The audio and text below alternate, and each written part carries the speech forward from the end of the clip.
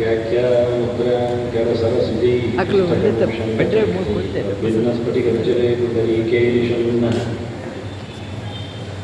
अम्लानश्रीरमृतविशतेन शुभिकुलामयन नामाविर्भूयात् अनगमहिमा मानसे वागधीश नमस्ते प्राणेश प्रणतविभवाय मणिमगाः नमस्वामि रामप्रियतमनमनुपूर्ण नमस्तुभ्यं भीमप्रबलतमकृष्णेष्टभगवन् श्रीमन्मध्वप्रदिश सुदर्शनो जय जय श्रीगुरुभ्यो नमः नारायणं सुरगुरुं जगदेकनाथं भक्तप्रियं सकललोकनमस्कृतं च त्रैगुण्यवर्जितमजं विभुमाद्यमीशं वन्दे भवद्गृहम् अमरासुरसिद्धवन्द्यं नारायणं नमस्कृत्य नरं चैव नरोत्तमं देवीं सरस्वतीं व्यासं ततो जयमुदीरये. ನಾಗ ಸಮೀಕ್ಷೆಯ ಚಿಂತಕರಿಗೆ ಮತ್ತೆ ವಂದನೆಗಳು.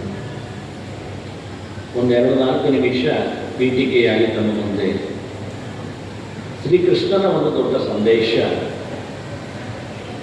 ನಾವಿವತ್ತು ವರ್ಷ ಪೂರ್ತಿ ಹಬ್ಬಗಳಲ್ಲಿ ಇರುತ್ತೇವೆ.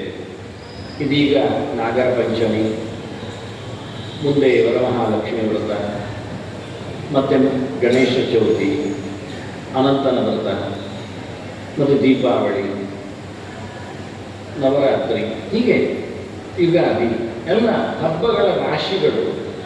ಯಾರನ್ನು ಪೂಜೆ ಮಾಡುವುದು, ಏನು ಫಲ ಸಿಗ್ತದೆ, ಹೇಗೆ ಇರುತ್ತದೆ? ಧಾರ್ಮಿಕವಾದ ಇವತ್ತಿನ ನಮ್ಮ ಭೂಮಿಕೆಗಳಲ್ಲಿ ಒಬ್ಬೊಬ್ಬರದು ಒಂದು ರೀತಿಯಾದಂತಹ ಕೈಂಕರ್ಯಗಳಾಗಲಿಕ್ಕೆ ಹೋಗಿ ಜನಸಾಮಾನ್ಯನಿಗೆ ಸರಿಯಾದ ಎಚ್ಚರ ಕೊಡುವಲ್ಲಿ ನಾವು ತಪ್ಪಿದ್ದೇವೆ.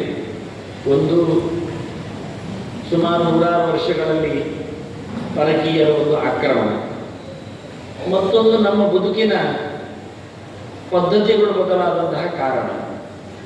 ಹೀಗಾಗಿ ನಮ್ಮ ಯಜ್ಞಯಾಗಗಳಿಗೆ, ಹೋಮ ಹವನಗಳಿಗೆ, ಮಾಡುವ ವ್ರತ ನಿಯಮಗಳಿಗೆಲ್ಲ ಯಾವುದೋ ಒಂದು ಇಂಟರ್ಲಿಂಕ್ ತಪ್ಪಿದ ಹಾಗೆ ಆಗಿದೆ. ಅದಕ್ಕೆ ಮೊದಲಿಗೆ ನಾನು ಕೃಷ್ಣನ ಒಂದು ಮಾತು ಹೇಳುತ್ತೇನೆ, ಅಹಂ ಹಿ ಸರ್ವಯಜ್ಞಾನ ಭೋಕ್ತಾಚ ಪ್ರಭುರೇವಚ ಅಂತ.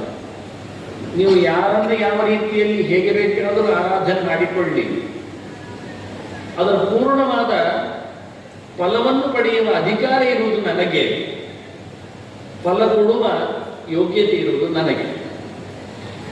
ಇದು ಬಹಳ ವಿಶಿಷ್ಟವಾದ ಮಾತು ಕೃಷ್ಣನದ್ದು. ಗಮನಿಸಿಕೊಳ್ಳಿ. ಇಂಡೆಕ್ಸಲ್ಲಿ ಹುಡುಕೊಂಡ್ರೆ ಹಮ್ಮಿಗೆ ಸರ್ವಜ್ಞಾನ ಮೇಲೆ ಬರ್ತದೆ, ಅರ್ಥ ಮಾಡಿಕೊಳ್ಳಿಕ್ಕಾಗ್ತದೆ.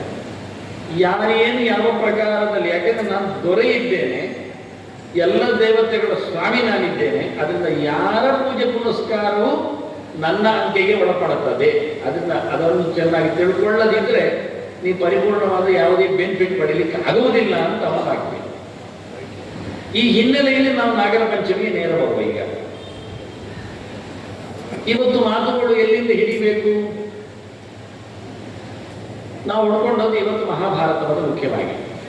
ಯಾಕೆಂದ್ರೆ ಗೀತೆಯ ನೆಲೆಯಲ್ಲಿ ಭಾರತಂ ಸರ್ವಶಾಸ್ತ್ರೇಶು ಭಾರತೀ ಗೀತಿಕಾ ಅವರ ಏನನ್ನಾದರೂ ಗ್ರಂಥವನ್ನು ಒಂದೊಮ್ಮೆ ಧಾರ್ಮಿಕ ರಿಚುವಲ್ಸ್ಗಳಿಗೆ, ಚಿಂತನೆಗಳಿಗೆ, ನಮ್ಮ ದೇವರುಗಳಿಗೆಲ್ಲ ಮಾತಾಡಿಸುವುದಾದರೆ ಮಹಾಭಾರತವನ್ನು ಮುಟ್ಟಬೇಕೆನ್ನುವುದು ಒಕ್ಕೋರಳವಾದ ಎಲ್ಲರೂ.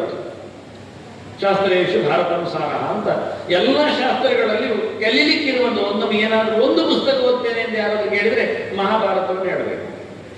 ದೊಡ್ಡದಾಯಿತು ಅಂತಾದರೆ ಗೀತೆಯನ್ನು ಮಾತಾಡಿಸುವುದು ಅಷ್ಟೇ, ಮತ್ತೇನಿಲ್ಲ. ಅದರಲ್ಲಿ ಪರ್ಯಾಯದ ಬಹಳ ದೊಡ್ಡದಾದ ಒಂದು ಆಯ್ಕೆ ಗೀತೆ. ಯಾಕೆ ಕಾರಣ ಅಂದರೆ ಅದು ನಮ್ಮನ್ನು ದುಡಿಸಿಕೊಳ್ಳುವಲ್ಲಿ ಬಹಳ ದೊಡ್ಡದಾದ ಪಾತ್ರವನ್ನು ಪಡೆದಿದೆ ಅಂತ. ಪ್ರತಿಯೊಬ್ಬರು ಒಂದೊಂದು ಟೆಸ್ಟ್ ಹೇಳಿದರೆ ಅವರವರ ಮತ ಧರ್ಮಗಳಲ್ಲಿ ನಮ್ಮದೇನು ಟೆಸ್ಟ್ ಹೇಳುವುದಾಂತ ಆಗಿದ್ದರೆ, ಬೇಕಾದರೆ ಅರ್ಥ ಮಾಡಿಕೊಳ್ಳುವುದಿದ್ದರೆ ಅದನ್ನು ಗೀತೆ ಹೇಳುವುದು ಚಂದ ಅಲ್ಲ. ವೇದ ಉಂಟಲ್ಲ ಅಂದರೆ ಅದೇ ವೇದಗಳದ್ದೇ ಸಾರ. ಸರ್ವೋಪನಿಷದೋಗಾಮಃ ಅಂತ ಹೇಳಿದ್ದರಿಂದಲೂ, ಮತ್ತೆ ಭಾರತ ವ್ಯಪದೇಶೇನ ಅನಾಯಾರ್ಥ ಪ್ರದರ್ಶಿತ ಅಂತ ವೇದವನ್ನೇ ಮಹಾಭಾರತ ಹೆಸರಿನಲ್ಲಿ ಕೊಟ್ಟಿದ್ದೇನೆ ಅಂತ ವೇದವ್ಯಾಸರು ಘೋಷಣೆ ಮಾಡಿದ್ದರಿಂದ ಅದರ ಸಾರವತ್ತಾದ ಗೀತೆಯನ್ನು ನಾವು ಒಮ್ಮೆ ಹೇಳಿದರೆ ಪ್ರಥಮ ಸ್ಥಾನದಲ್ಲಿ ಕೊಟ್ಟರೆ ತಪ್ಪಾಗುವುದಿಲ್ಲ. ಭಾರತಂ ಸರ್ವಶಾಸ್ತ್ರೇಶು ಭಾರತೀ ಗೀತಿಕಾ ಅವರ. ಹೀಗಾಗಿ ಈ ಬಾರಿ ನಾವು ಚಿಂತನೆ ನಾಗರ ಪಂಚಮಿಯನ್ನು ನೋಡಿಕೊಳ್ಳುವುದಾದರೆ ಗೀತೆಯ ಆಧಾರದಲ್ಲಿ. ನಮ್ದು ಇವತ್ತೆಲ್ಲ ಪ್ರವಚನದ ಪ್ರಪಂಚವೇ ಈ ಬಾರಿ ನಡೆದದ್ದು ಗೀತೆಯ ಮೇಲಾದ್ದರಿಂದ ಗೀತೆಯಲ್ಲಿ 2 ಗೆರೆ ಕೃಷ್ಣನದ್ದು ಉಂಟು. ಅನಂತಶ್ಚಾಸ್ಮಿ ನಾಗಾನಾಂ ಸರ್ಪಾಣಾಮಸ್ಮಿ ವಾಸುಕಿ ಅಂತ. ಒಂದೆಡೆ ಶೇಷನನ್ನು ಅನಂತನನ್ನು ಹೆಸರಿಸಿದ್ದಾನೆ ದೇವರು, ಮತ್ತೊಂದೆಡೆ ವಾಸುಕಿಯನ್ನು ಕರೆದಿದ್ದಾನೆ. ಅದರ ಚಿಂತನೆಗಳು ಮುಂದೆ ಬರ್ತದೆ. ಒಟ್ಟಾರೆ ಗೀತೆಯಲ್ಲಿ ವಿಭೂತಿಯ ಚಿಂತನೆಯಲ್ಲಿ ನಾನು ಎಲ್ಲಿದ್ದೇನೆ ಅಂತ ಕೃಷ್ಣ ಹೇಳದ, ನೀನೊಂದೊಮ್ಮೆ ನಾಗರ ಪಂಚಮಿಯನ್ನು ನಾಗರನ್ನು ಪೂಜೆ ಮಾಡಿದರೆ ಅದು ನನ್ನ ವಿಭೂತಿಯನ್ನು ಇಟ್ಟುಕೊಂಡು ಚಿಂತನೆ ಮಾಡಬೇಕೆನ್ನುವ ಅವನ ಇರಾದೆ, ಅವನ ಆದೇಶ ಇಷ್ಟು ಸ್ಪಷ್ಟ. ಇಷ್ಟು ಹಿನ್ನೆಲೆಯೊಂದಿಗೆ ನಾವು ಚಿಂತನೆಯನ್ನು ಆರಂಭಿಸಬೇಕು. ಇದರಲ್ಲಿ ಮಹಾಭಾರತದ ಒಂದು ಮಾತು ಹೇಳುತ್ತೇನೆ, ಇವತ್ತಿನವರೆಗೆ ಹಾಗೆ ಅದನ್ನು ಹೇಳಲಿಕ್ಕೆ ಹೋಗಲಿಲ್ಲ ನಾನು. ನಾಗರ ಪಂಚಮಿಯಲ್ಲಿ ನಾಗರ ಆರಾಧನೆ ಬಗ್ಗೆ, ನಾಗ ಬಲಿಯ ಬಗ್ಗೆ ಒಂದು ದೊಡ್ಡದಾದಂಥ ಮಾತು ಮಾಡಬೇಕು, ಯಾರು ಏನು ಎಂದು ಹೇಳದಲ್ಲಿ ಮಹಾಭಾರತದ ಮಾತು. ಬಲದೇವ ಪ್ರಭೃತಯ ಯೇ ನಾಗಾ ಬಲವತ್ತರಾ ತೇನೇ ಬಲಿ ಪ್ರತೀಚ್ಛಂತು ಬಲ ತೇಜೋಭಿವೃತ್ತಯೇ. ಇದು ಅದರಲ್ಲಿ ಹಾಕಲಿಲ್ಲ, ಹಾಗಾಗಿ ಅದು ಸ್ಲೈಸಲ್ಲಿ ತೋರಿಸ್ತಾ ಇಲ್ಲ. ಗೆರೆಯ ಅರ್ಥವನ್ನು ಹೇಳಿ ಮತ್ತೆ ಸೀದಾ ಸ್ಲೈಸ್ಗೆ ಹೋಗ್ತದೆ. ಬಲದೇವ ಪ್ರಭೃತಯ, ಬಲದೇವ ಅಂದ್ರೆ ಬಲರಾಮ, ಕೃಷ್ಣನ ಅಣ್ಣ. ಬಲರಾಮ ಮುಂತಾದವರು ನಾಗ, ನಾಗಗಳು ಅಂತ. ನೋಡಿ, ಬಲರಾಮ ನಾಗ ಅಂತ ನಮಗೆ ಗೊತ್ತಾಗುವುದು ಹೇಗೆ ಕೇಳಿದರೆ, ಈ ಮಹಾಭಾರತ ಹೇಳ್ತಾ ಉಂಟು ಬಲರಾಮ ನಾಗ ಇದ್ದಾನೆ, ಅದು ಅಂಶಾವತಾರದಲ್ಲಿ ಬರ್ತದೆ. ಯಾರ್ಯಾರು ಯಾವ ಯಾವ ರೋಲು ಅಂತ ಹೇಳುವಲ್ಲಿ ಶೇಷನೇ ಬಲರಾಮನಾಗಿ ಹುಟ್ಟಿದ್ದು, ಈ ನೆಲವನ್ನು ಹೊತ್ತಿರತಕ್ಕಂಥ ಅನಂತನೇ ದೇವರ ಆಸನನಾದವನೇ ಅಣ್ಣನಾಗಿ ಬಲರಾಮನಾಗಿ ಬಂದಿದ್ದಾನೆ ಅಂತ ಶುರುವಾಗ್ತದೆ.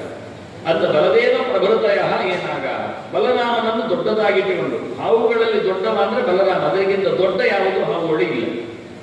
ಶೇಷನೇ ಅತ್ಯಂತ ಎತ್ತರದವ, ಇಡೀ ನೆಲವನ್ನು ಹೊತ್ತವ. ಅಲ್ಲಿಂದ ಶುರು ಮಾಡಿಕೊಂಡು ಯಾರೆಲ್ಲ ನಾಗಗಳಿದ್ದಾರೆ ಬಲವತ್ತರ, ಸಾಮಾನ್ಯರಲ್ಲ, ಭಾರಿ ಜೋರಿನವರೆಲ್ಲ ಅವರೆಲ್ಲ ಅಂತಾನೆ. ಅದಕ್ಕೆ ಅವರಿಗೆ ದೇವತ್ವ ಶಬ್ದವನ್ನು ಕೊಟ್ಟದ್ದು, ಬಲವನ್ನು ಕೊಟ್ಟದ್ದು. ಬಲ ದೇವ ಪ್ರವೃತ್ತಯ ಅಂತ. ನಮಗಿಂತ ಅತ್ಯಂತ ಎತ್ತರದವರು, ಭಾರಿ ಬಲಶಾಲಿಗಳು, ಏನು ಬೇಕಾದರೂ ಕೊಡಲು ಸಮರ್ಥರು. ಅವರನ್ನು ನನ್ನ ಬಲಿಯನ್ನು ಸ್ವೀಕರಿಸಲಿ. ತೇನೇ ಬಲಿ ಪ್ರತೀಚ್ಛಂ. ಇದು ಗೊತ್ತಾಯ್ತು ನನಗೆ, ನಾಗ ಬಲಿ ಬಂತು ಎಲ್ಲಿ ಅಂತ. ಅದು ಯಾವಾಗ ಆಗ್ಬೋದು ನೋಡಿಕೊಂಡು ಆಶ್ಲೇಷ ನಕ್ಷತ್ರಕ್ಕೆ ಮುಂದೆ ಹೇಳುತ್ತೇನೆ. ಅದು ಆಶ್ಲೇಷ ಬಲಿ ಆಯಿತು. ಮತ್ತೆ ಕೊಡುವ ದಿನವನ್ನು ಇಟ್ಟುಕೊಂಡಾಗ ಆ ಹೆಸರು ಬಂತು, ಕೊಡುವವನಿಗೆ ಹೇಳುವಾಗ ಆ ಹೆಸರು ಬಂತು. ಸರ್ಪ ಬಲಿ ಅಂತ ಬಂತು, ನಾಗಬಲಿ ಅಂತ ಬಂತು. ಹಾಗೆ ಕೃಷ್ಣ ಸರ್ಪಾಣಾಮಸ್ಮಿ ವಾಸುಕಿ ಅಂದಿದ್ದಾನೆ, ಅನಂತಶ್ಚಾಸ್ಮಿ ನಾಗಾನ ಬಂದಿದ್ದಾನೆ. ನಾಗ ಸರ್ಪ ಎರಡು ಶಬ್ದ ಎಲ್ಲಿದ್ದಾನೆ. ಅದನ್ನು ಸರ್ಪಬಲಿ, ನಾಗಬಲಿ, ದಿನ ಆಶ್ಲೇಷ ನಕ್ಷತ್ರ ಆದರೆ ಆಶ್ಲೇಷ ಬಲಿ, ಎಲ್ಲ ಹೆಸರುಗಳು ಬಂತು. ಈ ಬಲಿ ಶಬ್ದ ಎತ್ತಿದ್ದು ಮಹಾಭಾರತ ಆರಂಭದಲ್ಲಿ. ತೇನೇ ಬಲಿ ಪ್ರತೀಚ್ಛಂದು, ಯಾಕೆ? ಬಲ ತೇಜೋಭಿವೃದ್ಧಯೇ. ಇಲ್ಲಿ ವಿಷಯ ಇರುವುದು, ನನಗೆ ಬಲ ಕೊಡಲಿಕ್ಕೆ, ತೇಜಸ್ಸು ಕೊಡಲಿಕ್ಕೆ ಅಂದರೆ. ಬಲ ಅಂದರೆ ಎಲ್ಲರನ್ನು ಸೋಲಿಸುವ ತಾಕತ್ತು. ತೇಜಸ್ಸು ಅಂದರೆ ಯಾರಲ್ಲಿಯೂ ಸೋಲದ ಸಾಮರ್ಥ್ಯ. ನಾವು ಯಾರಿಗೂ ಸೋಲಬಾರದು, ನಾವೆಲ್ಲರನ್ನು ಗೆಲ್ಲಬೇಕು. ಗೆಲ್ಲುವುದು ಸುಖದಲ್ಲಿ, ಸೋಲದಿರುವುದು ದುಃಖ ಬಾರದಿದ್ದಾಗ. ಅದನ್ನು ಟೋಟಲಿ ಮನುಷ್ಯ ಸುಖವಾಗಿರಲಿ, ದುಃಖ ಬಾರದಿರಲಿ ಎನ್ನುವ ಅಭಿಪ್ರಾಯದಲ್ಲಿ ಮಾತಾಡಿದೆ. ಒಳಗಿನಿಂದ ತೇಜಸ್ಸು, ಹೊರಗಿನಿಂದ ಬಲ. ಇಡೀ ಪ್ರಪಂಚವನ್ನು ಹೊತ್ತ ಶೇಷನಿಂದಾಗಿ ಬಲ ಶಾರೀರಿಕವಾಗಿ ನಮ್ಮ ಹೊತ್ಕೊಂಡಿದ್ದಾನೆ, ಸಂಕರ್ಷಣವ, ಗ್ರಾವಿಟೇಷನ್ ಪವರ್. ತೇಜಸ್ಸು ಒಳಗಿನಿಂದ ವಾಸುಕಿಯಾಗಿ ಎಲ್ಲ ಬಗೆಯ ಸಾಮರ್ಥ್ಯವನ್ನು ತುಂಬಿಸಿದ್ದಾನೆ. ಮಾತಿನ ಪ್ರಭಾವದಲ್ಲಿ, ದೇಹದ ಕಸುವಿನಲ್ಲಿ, ಜೊತೆಯಲ್ಲಿ ಮನಸ್ಸಿನ ಪ್ರಭಾವವನ್ನು. ಯಾಕೆಂದ್ರೆ ಶಿವ ಸಮಾನನಾಗಿರುವುದರಿಂದ ಮಾನಸಿಕವಾಗಿ ಅದು ಎಲ್ಲಿ ಬಂದಂತೆ ಬಲ, ತೇಜಸ್ಸು, ಅಭಿವೃದ್ಧಿ ಮೂರು ಮಾಡ್ಬೋದು. ಬಲಾಯ ತೇಜಸ್ಸೇ ಅಭಿವೃದ್ಧಯೇ ಚ ಅಂತ ಅರ್ಥ ಮಾಡಲಿಕ್ಕೆ ಬರ್ತದೆ. ಅದರ ತ್ರಿಕರಣದ ನಮ್ಮ ಏನೊಂದು ಮುಂದುವರಿಕೆ ಇದೆ, ಬೆಳವಣಿಗೆ ಇದೆ. ಅದಕ್ಕೆ ಕಾರಣವಾಗಿ ನಾವು ಈ ಆರಾಧನೆ ಇಟ್ಕೊಂಡಿದ್ದೇವೆ ಅಂತ ಈ ಹಬ್ಬದ ಒಂದು ಸಣ್ಣದಾಗಿರತಕ್ಕ ಪ್ರವೇಶಿಕೆ ಕೊಟ್ಟಿದ್ದೇನೆ. ಈಗ ಪ್ರವೇಶಿಕೆಯನ್ನು ಈಗ ಈ ಬಲಿ ವಿಷಯ ಗೊತ್ತಾಯಿದ್ದೇನೆ. ನಾಗಗಳ ಪೂಜೆ, ಬಲಿ ಅಂದರೆ ಪೂಜೆ ವಿಷಯ ಮಹಾಭಾರತ ಕೊಟ್ಟಿದೆ ಅಂತ ಅರ್ಥ. ಇದು ಬಲರಾಮನನ್ನು ಶೇಷನ ಇಟ್ಟುಕೊಂಡು, ಅದನ್ನು ಸರಪಾದಿ ಹೇಳುವುದಲ್ಲ, ಶೇಷಾದಿ ಹೇಳಲಿಕ್ಕೋಸ್ಕರ ಮಹಾಭಾರತ ನಮಗೆ ಬಾಯಲ್ಲಿ ಹೇಳಿಕೊಟ್ಟಿದೆ. ಬಲದೇವ ಪ್ರಭೃತಯ. ಮಗದೊಮ್ಮೆ ಶ್ಲೋಕ ಹೇಳುತ್ತೇನೆ. ಏನಾಗ ಬಲವತ್ತರ ತೇನೇ ಬಲಿ ಪ್ರತೀಚ್ಛಂತು ಬಲ ತೇಜೋಭಿವೃದ್ಧಯೇ. ದ್ರವ್ಯದ ಬಲ, ದುಡ್ಡಿನ ಸಾಮರ್ಥ್ಯ, ಜತೆಯಲ್ಲಿ ಎಲ್ಲ ಜನರ ಕೂಡುವಿಕೆ, ಅದರಲ್ಲಿ ಮತ್ತೆ ಪ್ರೋಗ್ರೆಸ್, ಈ ಎಲ್ಲ ಅರ್ಥಗಳನ್ನು ತುಂಬಿಸುವ. ಯಾಕೆಂದ್ರೆ ಭಾರತಕ್ಕೆ ಕಮ್ಮಿ ಅರ್ಥ ಇಲ್ಲ, ಅತ್ಯಂತ ಕಮ್ಮಿ ಇರುವುದು. ಹೀಗಾಗಿ ಅಂತ ಅನೇಕ ಅರ್ಥಗಳಲ್ಲಿ ನಮ್ಮ ನಾಗಪೂಜೆಯನ್ನು ಹೇಳಿದ್ದಾರೆ. ಮುಂದೆ ಸ್ಲೈಡ್ಸ್ಗಳಲ್ಲಿ ಎಲ್ಲಿ ಬಂದಿದೆ, ಆರಂಭದಲ್ಲಿ ವೇದದಲ್ಲಿ ನಾಗಗಳಿಗೆ ಆರಾಧನೆ ಮಾಡತಕ್ಕ ಮಾತುಗಳು ಎಲ್ಲಿವೆ ಎನ್ನುವುದನ್ನು ಚಾಂದೋಗ್ಯ ಬ್ರಾಹ್ಮಣದಿಂದ ಶುರು ಮಾಡಿ ನೋಡಿ. ಯಹ ಪ್ರಾಚ್ಯಾಂ ದಿಶಿ ಸರ್ಪರಾಶ ಏಷತೆ ಬಲಿ. ಚಾಂದೋಗ್ಯ ಬ್ರಾಹ್ಮಣ ಅಂದರೆ ವೇದದಲ್ಲಿ ಬಹಳ ಹಳೆ, ಒಂದು ಒಟ್ಟು ಟೋಟಲಿ ಏನ್ಷಿಯಂಟ್ ಅಂದರೆ ನಿತ್ಯ ವೇದ. ಅಲ್ಲಿ 4 ಬಲಿಯನ್ನು ಉಲ್ಲೇಖ ಮಾಡ್ತಾರೆ. ಒಂದು ದಿಕ್ಕನ್ನಿಟ್ಟುಕೊಂಡು ಪೂರ್ವ ದಿಕ್ಕಿನಲ್ಲಿ, ಆನಂತರ ದಕ್ಷಿಣದಲ್ಲಿ ಪ್ರಾದಕ್ಷಿಣ್ಯವಾಗಿ ನೋಡಿಕೊಂಡಾಗ, ಮತ್ತೆ ಪಶ್ಚಿಮದಲ್ಲಿ, ಮತ್ತೆ ಉತ್ತರದಲ್ಲಿ ಇದೆ. 4 ದಿಕ್ಕಿನಲ್ಲಿ ಬಲಿ ಕೊಡ್ತಾ ಇದ್ದೇನೆ ಅಂತ. ಬಲಿಯನ್ನು ಪೂಜೆ ಮಾಡ್ತಾ ಇದ್ದೇನೆ, ಆಹುತಿ ಕೊಡ್ತಾ ಇದ್ದೇನೆ, ಆಹಾರ ಕೊಡ್ತಾ ಇದ್ದೇನೆ. ಯಾರಿಗೆ? ಸರ್ಪರಾಜ. ದೊಡ್ಡ ಸಂಗತಿಗೆ ಮಾತ್ರ. ಎಲ್ಲ ಸರ್ಪಗಳಿಗೆ ರಾಜ ಭಗವಂತ ಅಂತ ಅರ್ಥ ಆಯ್ತು ನಾವು ಹೇಳುವಾಗ. ದೇವರ ವಿಭೂತಿ ಅಂದಿದ್ದೇವೆ ನಾವು, ಯಜ್ಞ ವಿಭೂತಿ ವತ್ಸವ. ಆದರೆ ವ್ಯಕ್ತಿ ಯಾರು? ಅವರು ಗೌಪ್ಯ ಇಟ್ಟಿದ್ದಾರೆ. ಯಾಕೆಂದ್ರೆ ಉಪಾಸನೆಗಳು ಯಾವತ್ತು ರಹಸ್ಯ ಇರ್ತದೆ. ಹೆಸರನ್ನು ಎತ್ತಿ ಹೇಳುವುದಿಲ್ಲ, ಅದು ಮನಸ್ಸಿನಲ್ಲಿ ಅನುಸಂಧಾನಕ್ಕೆ ಬರಬೇಕು, ಚಿಂತನೆಗೆ ಬರಬೇಕು.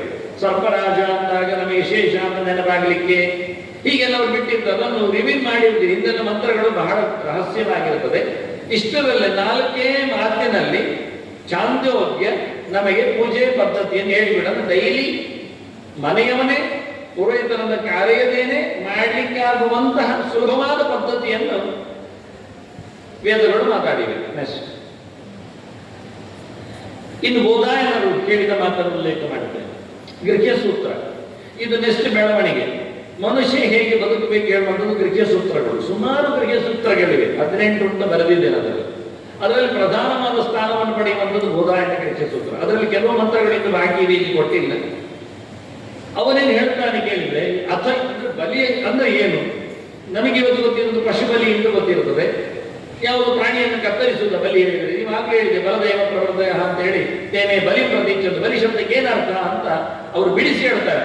ಅತಯದ್ ಗೃಹ್ಯಾಭ್ಯ ದೇವತಾಭ್ಯ ಅನ್ನಂ ಪ್ರಕಿರಂತಿ ತದ್ ಬಲಿಹರಣ, ಅನ್ನಂ ಸಂಪ್ರಕಿರಂತಿ. ಅನ್ನವನ್ನು ಎಲ್ಲಿ ನೀವು ಆಹುತಿಯಾಗಿ ಕೊಡ್ತೀರಿ ಅಂದ್ರೆ ಬಲಿಹರಣ, ಹೊರಗೆ ಹಾಕುವುದು. ಸಂಪ್ರಕಿರಂತಿ ಉಂಟು. ಪ್ರಕಿರಣ ಅಂದ್ರೆ ಚೆಲ್ಲುವುದಲ್ಲ, ಅದು ಉಂಟಾಗುವಾಗ ಚೆಲ್ಲಿ ಹೋಗ್ತದೆ ಕೆಲವು ಮೇಲೆ ಬದಿಲ್ಲ, ಅದಲ್ಲ. ನಾವಾಗೆ ಕೈಯಾರ ಹಾಕುವಂಥದ್ದು. ಬಲಿಹರಣ ಮಾಡಲಿಕ್ಕೆ ಸುಮಾರು ಜಾಗಗಳಿವೆ, ಮಂಡಲ ಇದೆ, ಮನೆಯ ಹೊರಗೆ ಇದೆ. ಅದನ್ನ ಬಹಳ ಸುಂದರವಾಗಿ ಅನ್ನದ ವಿಶೇಷವಾದಂತಹ ಸೇವೆಯನ್ನು, ಇಲ್ಲಿ ಪಿಂಡ ಎಲ್ಲ ಇಲ್ಲ. ಇವತ್ತು ನೀವು ಕಾಣುವಂತಹ ಯಾವುದೇ ನಾಗಪೂಜೆಗಳಿಗೆ ಇಲ್ಲಿ ಯಾವುದೇ ರೀತಿಯಾದ ಮಾತುಗಳು ಇಲ್ಲ ಎನ್ನುವುದು ಗಮನಿಸಿ ಮಾತ್ರ. ಇವತ್ತು ನಾವು ಮಾಡುವುದೇ ಬೇರೆ, ಇಲ್ಲಿ ಇರುವುದೇ ಬೇರೆ ಆಗಿದೆ. ಅಂದ್ರೆ ಇವತ್ತು ಲಿಂಕ್ ತಪ್ಪಿದೆ ಹೇಳಿದ್ ನಾನು, ಅದನ್ನು ಕೂಡಿಸುವ ಕೆಲಸ ಆಗಬೇಕಾದ್ರೆ. ಇವತ್ತು ನಾಗಪೂಜೆ ಅಂದಾಗ ಉಂಡೆ ಮಾಡಿ ಇಡ್ತಾರೆ. ಅದನ್ನು ಶಬ್ದದಲ್ಲಿ ಅವರು ಹೇಳುವುದಂದ್ರೆ ಪಿಂಡ ಅಂತಾರೆ. ಅಲ್ಲವೇ ಅಲ್ಲ. ಆಗಲೇ ಹೇಳಿದೆ, ಮೊದಲೇ ಹೇಳಿದ್ದು, ಇದು ಸರ್ಪರಾಜನೇ ಕೊಡತಕ್ಕ ಆಹುತಿ ನಾವು ಅಂತ. ಸರ್ಪರಾಜ ಸ್ಲೇನಿಂಗ್ ನಾವು, ಅವನೇನು ಸಾಯಲಿಲ್ಲ. ಇವರು ಸಪ್ತ ನಾಗಗಳಿಗೆ ಕೊಡುವ ಪಿಂಡ ಎಲ್ಲ ಹೇಳಿಕೊಳ್ತಿರುತ್ತಾರೆ ಕೊನೆಗೆ. ಅದಕ್ಕೋಸ್ಕರ ಕ್ರಮವಾಗಿ ಗಮನಿಸಿ ಅಂತೇನೆ ನಾನು, ಪೂರ್ವ ವಾಕ್ಯಗಳನ್ನೆಲ್ಲ ಹೇಳಿಲ್ಲ. ಹಾಗಾಗಿ ಬಲಿಯನ್ನು ಕೊಡುವಂಥದ್ದು ಪ್ರಕಿರಂತಿ, ಅನ್ನವನ್ನು ಚೆಲ್ಲುವುದಲ್ಲ. ನೀವು ಉತ್ಸವಗಳಲ್ಲಿ ನೋಡ್ತೀರಿ, ಅವರ ಅಕ್ಕಿ ಅನ್ನವನ್ನೆಲ್ಲ ಬಲಿ ಹಾಕ್ತಾ ಬರ್ತಾರೆ ದೇವಸ್ಥಾನದ ಒಳಗೆ, ಕಲ್ಲುಗಳಿಗೆ, ಹೊರಗೆ, ರಥದ ಸುತ್ತಿಗೆ ಎಲ್ಲ. ಆಗ ಹಾಕುವುದು ಅಂತ ಹೇಳುವ ಶಬ್ದ, ಅದನ್ನು ಸಂಪ್ರಕಿರಣ ಅಂತ ಇಲ್ಲಿ ಕರೆದಿದ್ದಾರೆ. ಬಲಿ ಹರಣ ಅನುಕೃತದೇವ ಸರ್ಪ ಬಲಿಗಿ, ಅಲ್ಲಿ ಮುಂದೆ ಬರ್ತಾ ಶಬ್ದ ಹೇಳ್ತಾರೆ. ಸರ್ಪ ಬಲಿ ಅಂದ್ರೆ ಏನು ಅಂದ್ರೆ ಅದುವೇ ಬಲಿಯನ್ನು ಕೊಡುವುದನ್ನೇ ಮುಂದುವರಿಕೆಯಾಗಿ ನಾವು ಸರ್ಪ ಬಲಿಯಿಂದ ಕರೆದಿದ್ದೇವೆ. ಯಾವಾಗ ಮಾಡುವ ಸರ್ಪ ಬಲಿ ಕೇಳಿದ್ರೆ? ಸಂವತ್ಸರೇ, ವರ್ಷಕ್ಕೊಮ್ಮೆ. ಉತ್ಸವ ಆಗುವುದು ನಮಗೆ ವರ್ಷಕ್ಕೊಮ್ಮೆ, ಮತ್ತೆ ಯಾವತ್ತು ನಾವು ಫ್ರೀ ಇರುವುದಿಲ್ಲ, ಊರಿಗೆ ಬರುವುದೇ ಆಗಬಹುದು ಅಂದ್ರು.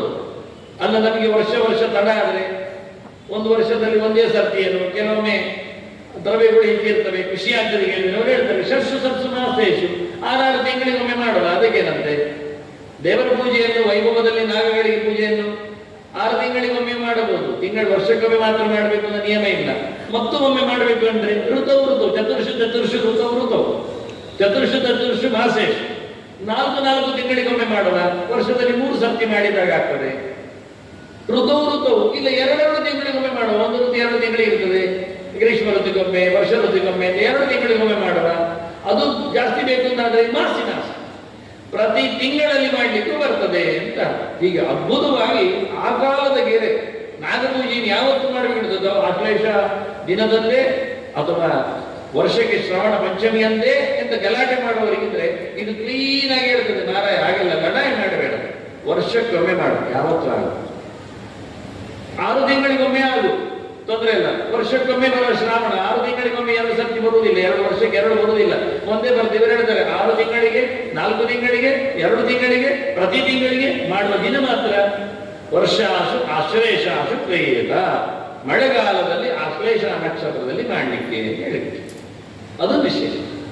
ಮಳೆಗಾಲದಲ್ಲಿ ಇವತ್ತು ಮಳೆ ಬಂದಿದೆ, ಶ್ರಾವಣ ಆಷಾಢ ಆ ಸಂದರ್ಭಗಳೆಲ್ಲ ಮಳೆ ಇರ್ತದೆ. ಆಗ ಆಶ್ಲೇಷ ಅವರು ಓಲ್ಡ್ ವರ್ಡ್, ಅದು ವೇದದ ಶಬ್ದ ಆಶ್ಲೇಷ ಅಂತ, ಪ್ರಲಯವರ ವೇದ ಅಂತ ಹೇಳಿಕೊಂಡು ಆಶ್ಲೇಷ ಅಂತ ಇವತ್ತು ನಾವು ಹೇಳ್ತೇವೆ. ಆಶ್ಲೇಷ ಅಂತ ಒರಿಜಿನಲ್ ವರ್ಡ್. ಕೆಲವು ಶಬ್ದಗಳೆಲ್ಲ ಹಾಗೆ ಚೇಂಜ್ ಆಗಿದೆ ಇವತ್ತು, ಬಹಳ ವಿಚಿತ್ರವಾಗಿದೆ ಬಿಡಿ. ಹಾಗೆ ಆಶ್ಲೇಷಾಸು ಅಂದ್ರೆ ಆಶ್ಲೇಷ ನಕ್ಷತ್ರದಲ್ಲಿ ಮಾಡಿ. ನಾಡ್ದು ಶ್ರಾವಣ ಪಂಚಮಿಯಲ್ಲಿ ಆಶ್ಲೇಷ ನಕ್ಷತ್ರ ಇಲ್ಲ, ಅದು ನಿನ್ನೆ ಮುಗಿದಿದೆ. ನಾವು ಈ ಸ್ಲೈಡ್ಸ್ ತಯಾರು ಮಾಡುವಾಗ ನಿನ್ನೆ ಆಶ್ಲೇಷ ನಕ್ಷತ್ರ ಇತ್ತು, ಎಲ್ಲ ನಾವು ನಿನ್ನೆ ಪೂಜೆ ಮುಗಿಸಿದ್ದೇವೆ. ಅದರ ಬೆನ್ನೆಗಿಂತ ಸುಗುಣ ಪ್ರಿಂಟರ್ಸ್, ಅದರೊಟ್ಟಿಗೆ ಸಚಿನ್, ಹಿಂದೆ ಮಿಥುನ್ ಎಲ್ಲ ಕೆಲಸ ಮಾಡಿದವರಿದ್ದಾರೆ. ಅವನು ಹುಟ್ಟಿದವನು ಆಶ್ಲೇಷ ನಕ್ಷತ್ರ ಮಾಡಿದ ಕೆಲಸವನ್ನು ನನಗೆ ಇವತ್ತು ಹೇಳಿದ್ದಲ್ಲ, ಡಿಲೀಟ್ ಈ ಪುಸ್ತಕದ ಮೇಲೆ ಆ ಡಿಲೀಟ್ ಕೊಡುವ ದಿವಸ ಆಶ್ಲೇಷ ನಕ್ಷತ್ರ ಕೊಟ್ಟದ್ದು ರಾಜ್ಯಪಾಲರಾದರು, ಬೆಂಗಳೂರಲ್ಲಿ ಪಡೆದದ್ದಾದ್ರು. ಆ ದಿನ ಮಾತ್ರ ಸೆಲೆಕ್ಟ್ ಮಾಡಿದ್ದು ಯಾರೋ ಏನು ಇವತ್ತು ಅಂದ್ರೆ ಬೇಕು ಅಂದ್ರೆ ಹಾವುಗಳಲ್ಲಿ ಬಂದು ಕೂತಿವೆ, ನನಗೆ ಗ್ಯಾರಂಟಿ ಇದೆ. ಯಾರು ತಲೆ ಕೊಟ್ಟದಿದ್ರು ಹಾವು ತಲೆ ಕೊಟ್ಟಿದೆ ಅಂತ. ಹಾಗಾಗಿ ಆಶ್ಲೇಷ ನಕ್ಷತ್ರಗಳಲ್ಲಿ ಪ್ರತಿ ತಿಂಗಳಲ್ಲಿಯೂ ಸಹ ನಾಗಪೂಜೆಯನ್ನು ಮಾಡಲಿಕ್ಕೆ ಬರ್ತದೆ ಅಂತ ಚಿಂತನೆಯನ್ನು ಕೊಡು. ನೋಡಿ, ಆಶ್ವಲಾಯನ ದೃಶ್ಯ ಸೂತ್ರದಲ್ಲಿ ಒಂದು ಮಂತ್ರ ಎತ್ತಿದ್ದಾರೆ ಅವರು. ಏನ್ ಮಾತಲ್ಲಿ ಹೇಳಿ ಅಂತ, ಇಷ್ಟೇ ಒಂದೇ ಶಬ್ದ, ಸರ್ಪ ದೇವ ಜನೇಭ್ಯ ಸ್ವಾಹ ಅಂತ ಹೇಳಿ ಸುಲಭವಾದ ಶಬ್ದವನ್ನು ಹೇಳಿಕೊಡ್ತಾರೆ. ಇಲ್ಲಿ ನಾವು ಗಮನಿಸಬೇಕಾದ್ದು, ಸರ್ಪ ಅಂದ್ರೆ ಹರಿದಾಡುವ ಹಾವುಗಳು, ಜಂತುಗಳು, ಪ್ರಾಣಿಗಳು ಅಲ್ಲ, ಅವುಗಳು ದೇವ ಜನಗಳು ಅಂತ ಗಮನಿಸ್ತೀವಿ. ಅವರು ದೇವರೇ ಇದ್ದಾರೆ, ದೇವತೆಗಳೇ ಇದ್ದಾರೆ, ಶಕ್ತಿ ವಿಶೇಷಗಳಿದ್ದಾರೆ, ಖಾಲಿ ಪ್ರಾಣಿಗಳು ಅಲ್ಲ. ಅಂದ್ರೆ ಹಾವುಗಳಿಗೆ ವಿಶೇಷ. ನಾವಿದು ಜಾನಪದವಾಗಿ ಇಂದು ಜನ ಹೇಳಿಕೊಂಡು ಅದೆಲ್ಲ ಊರಿನಲ್ಲೆಲ್ಲ ಮನೆಗೆ ನುಗ್ತಿತ್ತು. ಮಳೆಗಾಲದಲ್ಲೆಲ್ಲ ನೆರೆ ಬಂದ್ರೆ ಹಾವುಗಳು ಒಳಗೆ ಬರ್ತವೆ, ಜನವನ್ನು ಕಚ್ಚಿದ್ರೆ ಅದು ಸಾಯ್ತಾರೆ, ಅದಕ್ಕೆ ದೇವರು ಅಂತ ಕೈ ಮುಗಿದ್ರು ಅಂತ ಹೇಳಿಕೊಂಡು ಜನ ಇವತ್ತು ತಮಾಷೆ ಮಾಡ್ತಾರೆ. ಎಲ್ಲ ಜಾನಪದ ಪಂಡಿತರು ಕಂಡಾಪಟ್ಟೆ ಇದ್ದಾರೆ, ಕೆಳಗೆ ಹಾಕೊಡ್ತಾರೆ ಜಾನಪದ ಪಂಡಿತರು ಅಂತ. ನಾಚಿಕೆ ಆಗ್ತದೆ. ಯಾಕಂದ್ರೆ ಅವರು ಮನುಷ್ಯರಾಗಿ ಬರುವ ಮುಂಚೆ ಜಾನಪದ ಕಳೆದೋಗಿದ್ರು, ಅರ್ಥ ಆಗಲಿಲ್ಲ ಅವರು. ಎಲ್ಲವೂ ಸಹ ಋಷಿಗಳ ಮೂಲದಿಂದ ಗೊತ್ತು, ಗೋತ್ರ ವ್ಯವಸ್ಥೆ ಅಂತ. ಋಷಿಗಳೆಲ್ಲ ದೇವತೆಗಳ ಸಂಪರ್ಕದಿಂದ ಬೆಳೆದವರು. ಅದನ್ನು ಯಾವುದೂ ಸಹ ಯಾರಿಗೂ ಸಹ ಏನೂ ಸಹ ಗೊತ್ತಿಲ್ಲ ಅಂತ ಇರಲಿಲ್ಲ. 5000 ವರ್ಷದ ಒಳಗಿನ ಮಹಾಭಾರತ ಯುದ್ಧದಲ್ಲಿ ಬಾಣದಲ್ಲಿ ಹೆಸರು ಕೆತ್ತುತ್ತಿದ್ರು, ಇದು ಯಾರ ಬಾಣ ಅಂತ. ಇನ್ನೆಂತ ಹೇಳುದು ನಾವು, ಅಷ್ಟು ಮುಂದುವರಿಗಿತ್ತು. ಪೌಂಡ್ರಕರಂತೂ ಹಾರಾಡುವ ಗರುಡ ಎನ್ನುವ ಮೆಷಿನ್ ತಯಾರು ಮಾಡಿದಲ್ಲಿ ಹಾರುತ್ತಿದ್ದ.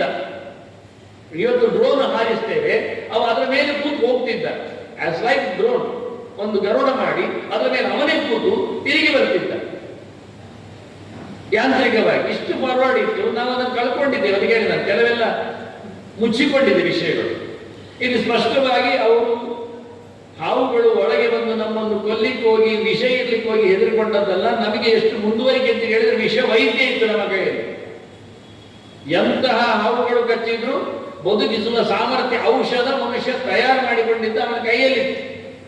ಹಾಗೆ ಯಾರು ಹೆದರಿಕೊಳ್ತಿರ್ಲಿಲ್ಲ. ಆಮೇಲೆ ನೋಡಿ ಆಡಾಡ್ತಾ ಇತ್ತು. ಅದನ್ನು ಸರ್ಪದೇವ ಜಲಕ್ಕೆ, ಇದು ವಿಶೇಷವಾದ ದೇವಶಕ್ತಿ ಆರಾಧನೆ ಮಾಡೋದು ನಾವು ಖಾಲಿ ಹೆದರಿಕೊಂಡಲ್ಲ, ಅದರಲ್ಲಿ ಶಕ್ತಿಯನ್ನು ಗಮನಿಸಿ. ಆದ್ರಿಂದ ಕೃಷ್ಣ ಸರ್ಪಾಣಮಸ್ಮಿ ವಾಸಿಕಿಯಲ್ಲಿ ಹೇಳಿಕೊಂಡ ಅನ್ನ ಸರ್ಪದೇವ ಜನೇಭ್ಯ ಸ್ವಾಹ ಅಂತ. ಇದಕ್ಕೆ ಸ್ಮೃತಿ ಕೌಸ್ತುಭ ಪಂಚರಾತ್ರದ ಸ್ಮೃತಿ ಕೌಸ್ತುಭದಲ್ಲಿ ಪಂಚರಾತ್ರ ಹೇಳಿದ ಒಂದು ಶ್ಲೋಕ ಬರ್ತದೆ.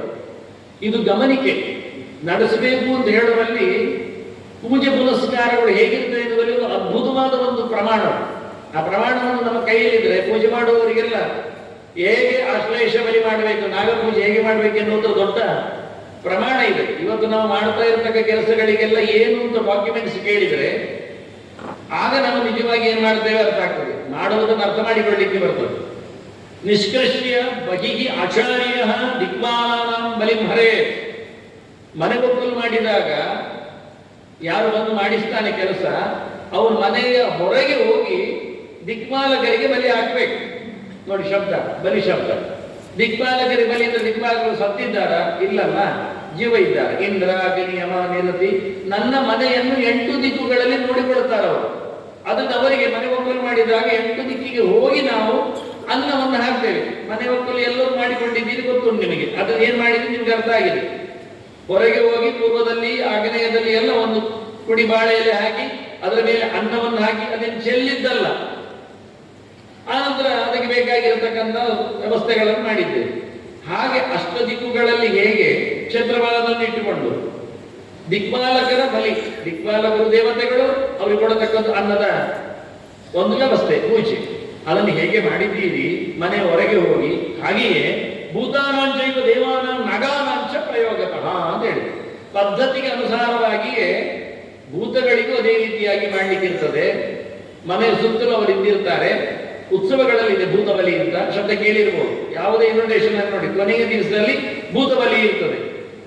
ಅವರು ಅದನ್ನು ಓಡಿಕೊಂಡು ಎಲ್ಲ ಕಡೆಯಲ್ಲಿ ನಿಂತು ಹೂಗಳನ್ನು ಚೆಲ್ಲಿಕ್ಕಿರ್ತದೆ. ಆದರೆ ಭೂತಗಳಿಗೂ, ಆನಂತರ ದೇವಾನಾಂಚ ದೇವತೆಗಳಿಗೂ, ಮತ್ತೆ ನಾಗಾನಾಂಚ ನಾಗಗಳಿಗೆ. ಇದು ಅರ್ಥ ಆಯ್ತು. ನಾಗಬಲಿ ಅಂದ್ರೆ ಏನು? ಇದ್ದ ನಾಗಗಳಿಗೇನೆ ಮನೆಯ ಹೊರಗೆ ಹೋಗಿ ಯಥಾಸ್ಥಿತವಾಗಿ ಪ್ರಯೋಗದ ಹೇಳಿಕೊಟ್ಟಾಗಿ ಮಾಡಿ ಅಂತಾರೆ. ನಿಮ್ಗೆ ಇಷ್ಟ ಬಂದಾಗಿ ಮಾಡ್ಲಿಕ್ಕೆ ಹೋಗ್ಬೇಡಿ. ದಿಕ್ಪಾಲಕರಾದ್ರೆ ನಿಮಗೆ ಗೊತ್ತುಂಟು, ಇಂದ್ರ ಎಲ್ಲಿ ಅಂತ ಗೊತ್ತುಂಟು. ಪೂರ್ವಕ್ಕೆ ಹೋಗಿ ಎಲೆ ಹಾಕಿ ಮಾಡ್ತೀರಿ. ಯಮ ಎಲ್ಲಿ ಕೇಳಿದ್ರೆ ದಕ್ಷಿಣಕ್ಕೆ ಹೋಗಿ ಮಾಡ್ತೀರಿ. ಈಶಾನ್ಯಲ್ಲಿ ಹೇಳಿದ್ರೆ ಈಶಾನ್ಯಕ್ಕೆ ಹೋಗಿ ಮಾಡ್ತೀರಿ. ತಿಳ್ಕೊಂಡಿದ್ದೀರಿ, ಆ ಜಾಗವನ್ನು ಗುರುತಿಸ್ತೀರಿ. ಅದನ್ನು ನಾಗಗಳಿಗೂ ಜಾಗ ಇದೆ, ಹೆಸರಿದೆ, ಸುತ್ತ ಯಾವಂತ ಅರ್ಥ ಇದೆ, ಹೇಳಿಕೊಡ್ತೇನೆ ಅಂತ ಹೇಳ್ತಾರೆ. ಇದನ್ನು ತಿಳ್ಕೊಂಡು ಮಾಡಿ ಅಂತ ಪಂಚರಾತ್ರ ಸಂಹಿತೆ ನಮ್ಮ ಮುಂದೆ ಹೇಳಿದೆ. ಈಗ ನಮ್ಮ ನಾಗಗಳ ಬಗ್ಗೆ ಪರೀಕ್ಷೆ ಮಾಡಿಕೊಳ್ಳಿಕ್ಕೆ ಒಂದು ಪ್ರೀ ಹಿಸ್ಟ್ರಿ, ಮಹಾಭಾರತದ ಬಗ್ಗೆ ಒಂದು ಮಾತು. ಮಹಾಭಾರತದಲ್ಲಿ ಪಾಂಡವರಿಗೆ, ಅದರಲ್ಲಿಯೂ ಭೀಮಸೇನನಿಗೆ ಉಪಟಳ ಕೊಡುವುದೇ 100 ಜನರ ಗೌರವದ ಕೆಲಸ ಆಗಿತ್ತು. ಅವನು ಗಟ್ಟಿ ಇದ್ದಾನೆ ಅಂತೇಳಿ ಅವನನ್ನು ಮುಳುಗಿಸುವುದೇನು ನೀರಲ್ಲಿ, ಅವನಿಗೆ ವಿಷ ಆಗಿ ಕೊಲ್ಲಿಕ್ಕೆ ನೋಡುವುದೇನು, ಇದನ್ನೆಲ್ಲ ಮಾಡಿಸ್ತಾ ಇದ್ರು. ಒಂದ್ಸಲ ಏನ್ ಮಾಡಿದ್ದ ಗೌರವ ಅಂದ್ರೆ ಹಾವುಗಳನ್ನೆಲ್ಲ ಅವನ ಮೇಲೆ ಬಿಟ್ಟ. ಅವನೇನು ಎಚ್ಚರ ಇಲ್ವ ಕೇಳಿದ್ರೆ ಗಮ್ಮತ್ನಲ್ಲಿ ನೀರಲ್ಲಿ ಆಡಿಸಿ ಸೋಲುವಂತೆಲ್ಲ ಮಾಡಿ, ಸೋಲುವುದಿಲ್ಲ ಆಯಾಸ ಆಗುವಂತೆಲ್ಲ ಮಾಡಿ ದಡದಲ್ಲಿ ಎಲ್ಲ ಮಲಗಿದ್ದಾರೆ. ಭೀಮಸೇನ ದಡದಲ್ಲಿ ಮಲಗಿದ್ದ. ಆ ಹೊತ್ತಿಗೆ ಕೌರವ ಅಂದ್ರೆ ದುರ್ಯೋಧನ ಹಾವುಗಳನ್ನು ಅವನ ಮೇಲೆ ಬಿಡುತ್ತಾನೆ. ಅವನೇ ಅಲ್ಲ, ಅವನ ಕೆಲಸದವನಲ್ಲಿ ಬಿಡಿಸ್ತಾನೆ, ಸಾರಥಿಯಲ್ಲಿ ಬಿಡಿಸ್ತಾನೆ. ಸಾರಥಿ ಹಾವನ್ನು ತರುವಾಗ ಸಾರಥಿಯ ಕೈಗೆ ಹಾವು ಕಚ್ಚುವುದಿಲ್ಲ ಅಂದ್ರೆ ಅದನ್ನು ಪಂಜರದಲ್ಲಿ ಹಾಕಿ ತಂದಿದ್ದಾನೆ. ಹಾವುಗಳು ಎಲ್ಲಿಯೂ ಓಡಿ ಹೋಗದಂತೆ ಬಾಕ್ಸ್ ಮಾಡಿ ಅದು ಹೋಗಿ ಬಾಗಿ ತೆಗಿಲಿಕ್ಕೆ ಭೀಮಸೇನ ಪಕ್ಕದಲ್ಲಿ ಅವನ ಮೊದಲೇ ಗಟ್ಟಿಯಾಗಿದ್ದಾನೆ. ಹೀಗಾಗಿ ಬಹಳ ಚಂದವಾಗಿ ಅಂದ್ರೆ ನಿದ್ದೆಯ ಲಂಬದಲ್ಲಿ ಮಲಗಿದಾಗ ಅವನನ್ನೆಲ್ಲ ಕಟ್ಟಿಯೆಲ್ಲ ಹಾಕಿ ಅವನ ಮೇಲೆ ಹಾವುಗಳನ್ನು ಬಿಟ್ಟಿದ್ದಾರೆ. ಇದಿಷ್ಟು ಮಹಾಭಾರತದಲ್ಲಿ ನಡೆದ ಘಟನೆ ಕಥೆ. ಭೀಮಸೇನ ಏನ್ ಮಾಡಿದ ಅಂದ್ರೆ ಅವನ ಗಮ್ಮತ್ತುಂಟು. ಅವನು ಮಗ್ಗುಲು ಬದಲಿಸಿದ. ಹಾವುಗಳೆಲ್ಲ ಅಪ್ಪಚ್ಚಿ ಆದವು, ಕೆಲವೆಲ್ಲ ಹೆಕ್ಕಿದ, ದೂರಕ್ಕೆ ಬಿಸಾಡಿದ. ನಾವೆಲ್ಲ ಇರುವೆಲ್ಲ ಮೈಗೆ ಬಂದ್ರೆ ಏನ್ ಮಾಡ್ತೇವೆ, ಒಮ್ಮೆ ಹೀಗೆಲ್ಲ ಬಿಸಾಡ್ತೇವೆ, ಮತ್ತೆ ಹೀಗೆ ಹೊಡಿತೇವೆ, ಮತ್ತೆ ಕೆಲವೆಲ್ಲ ಅಪ್ಪಚ್ಚಿ ಮಾಡ್ತೇವೆ. ಹಾಗೆ ಅದೇ ಮಾಡಿದವ. ಮೈಯಲ್ಲಿ ಮೇಲೆ ಬಿದ್ದಿರತಕ್ಕ ಹಾವುಗಳನ್ನು ಕೆಲವೆಲ್ಲ ಮಗ್ಗುಲು ಬದಲಿಸಿ ಅಪ್ಪಚ್ಚಿ ಮಾಡಿದ, ಕೈಗೆ ಸಿಕ್ಕಿದ್ದನ್ನು ಬಿಸಾಡಿದ. ಇಷ್ಟು ಕಥೆಯನ್ನು ಮಹಾಭಾರತ ಹೇಳ್ತವೆ. ಪೋತಯಾಮಾಸತಾನ್ ಸರ್ಪಾನ್ ಸರ್ವಾನ್ ಸರ್ಪಾನ್ ಅಪೋತಯತ್ ಪ್ರಬುದ್ಧಃ ಭೀಮಸೇನಸ್ತಾನ್ ಸರ್ವಾನ್ ಸರ್ಪಾನ್ ಅಪೋತಯತ್ ಸಾರ್ಧಿಂಚಾಸದೈತಂ ಅಪಾಸ್ತೇನ ಜಗ್ನಿಮ. ಹಾವುಗಳನ್ನೆಲ್ಲ ನೆಪ್ಪೆ ಮಾಡಿದ. ಪೋತಯಾಮಾಸ ಅಂದ್ರೆ 2-3 ಅರ್ಥ ಉಂಟು ಅದಕ್ಕೆ. ಹಿಂಸೆ ಮಾಡಿದ, ಕೊಂದು ಹಾಕಿದ, ಚಚ್ಚಿಬಿಟ್ಟ, ಎಸೆದ ಎಲ್ಲ ಅರ್ಥ ಬರ್ತದೆ. ಅದರೊಟ್ಟಿಗೆ ತಂದಾಕಿದವ ಇದ್ದಾನಲ್ಲ, ಬಾಯಿ ತೆಗಿತಾ ಇದ್ದಾನೆ ಸಾರಥಿ ಗೂಡಿನದ್ದು. ಅಷ್ಟೊತ್ತಾದರೆ ಭೀಮಸೇನ ಒಂದ್ಸರ್ತಿ ಕೈ ಜಾಡಿಸಿದ, ಎಡ ಕೈಯನ್ನು ಹಿಂದಕ್ಕೆ ಜಾಡಿಸಿದ. ಅಪಹಸ್ತ ಅಂದ್ರೆ ಇದು ಎದುರಲ್ಲ, ಹಿಂಬದಿಯಿಂದ ಅವನನ್ನು ಸಾಯಿಸಿದ. ಸಾರ್ಧಿಂಚಾಸ್ಯದೈತ ಅಪಹಸ್ತೇನ ಜಗ್ನಿಮ. ಅವನಲ್ಲೇ ಸತ್ತ, ಮುಂದೇನಾಯ್ತು ಹೇಳಲಿಕ್ಕೆ ಇಲ್ಲ. ಅವನು ಉಳಿದ ಹಾವುಗಳನ್ನೆಲ್ಲ ನೆಪ್ಪೆ ಮಾಡಿದ. ಇಷ್ಟು ಸಬ್ಜೆಕ್ಟ್ ಇದ್ರೆ ಮಧ್ವಾಚಾರ್ಯರು 1,00,000 ಶ್ಲೋಕದ ಮಹಾಭಾರತವನ್ನು 5,000 ಶ್ಲೋಕದಲ್ಲಿ ಸಂಗ್ರಹ ಮಾಡಿದ್ದಾರೆ. ದೊಡ್ಡ ಕೆಲಸ ಇದು. ಅಬ್ರಿಜಿನ್ ನೋಟ್ಸ್ ಅಂತೇವೆಲ್ಲ ನಾವು, ಇದು ದೊಡ್ಡ ಕೆಲಸ ಸಂಗ್ರಹ ಮಾಡುವುದು. 1,00,000ದಲ್ಲಿ ಮಹಾಭಾರತ ಬಂದಿದೆ, ಚರಿತ್ರೆ ವೇದವ್ಯಾಸರು ಕೊಟ್ಟದ್ದು. ಅದನ್ನು ಖಾಲಿ 5,000 ಶ್ಲೋಕದಲ್ಲಿ ನಮ್ಮ ಮುಂದೆ ಇಟ್ಟಿದ್ದಾರೆ. ಬಹಳ ಅದ್ಭುತವಾಗಿದೆ, ತುಂಬಾ ರೋಚಕವಾಗಿದೆ.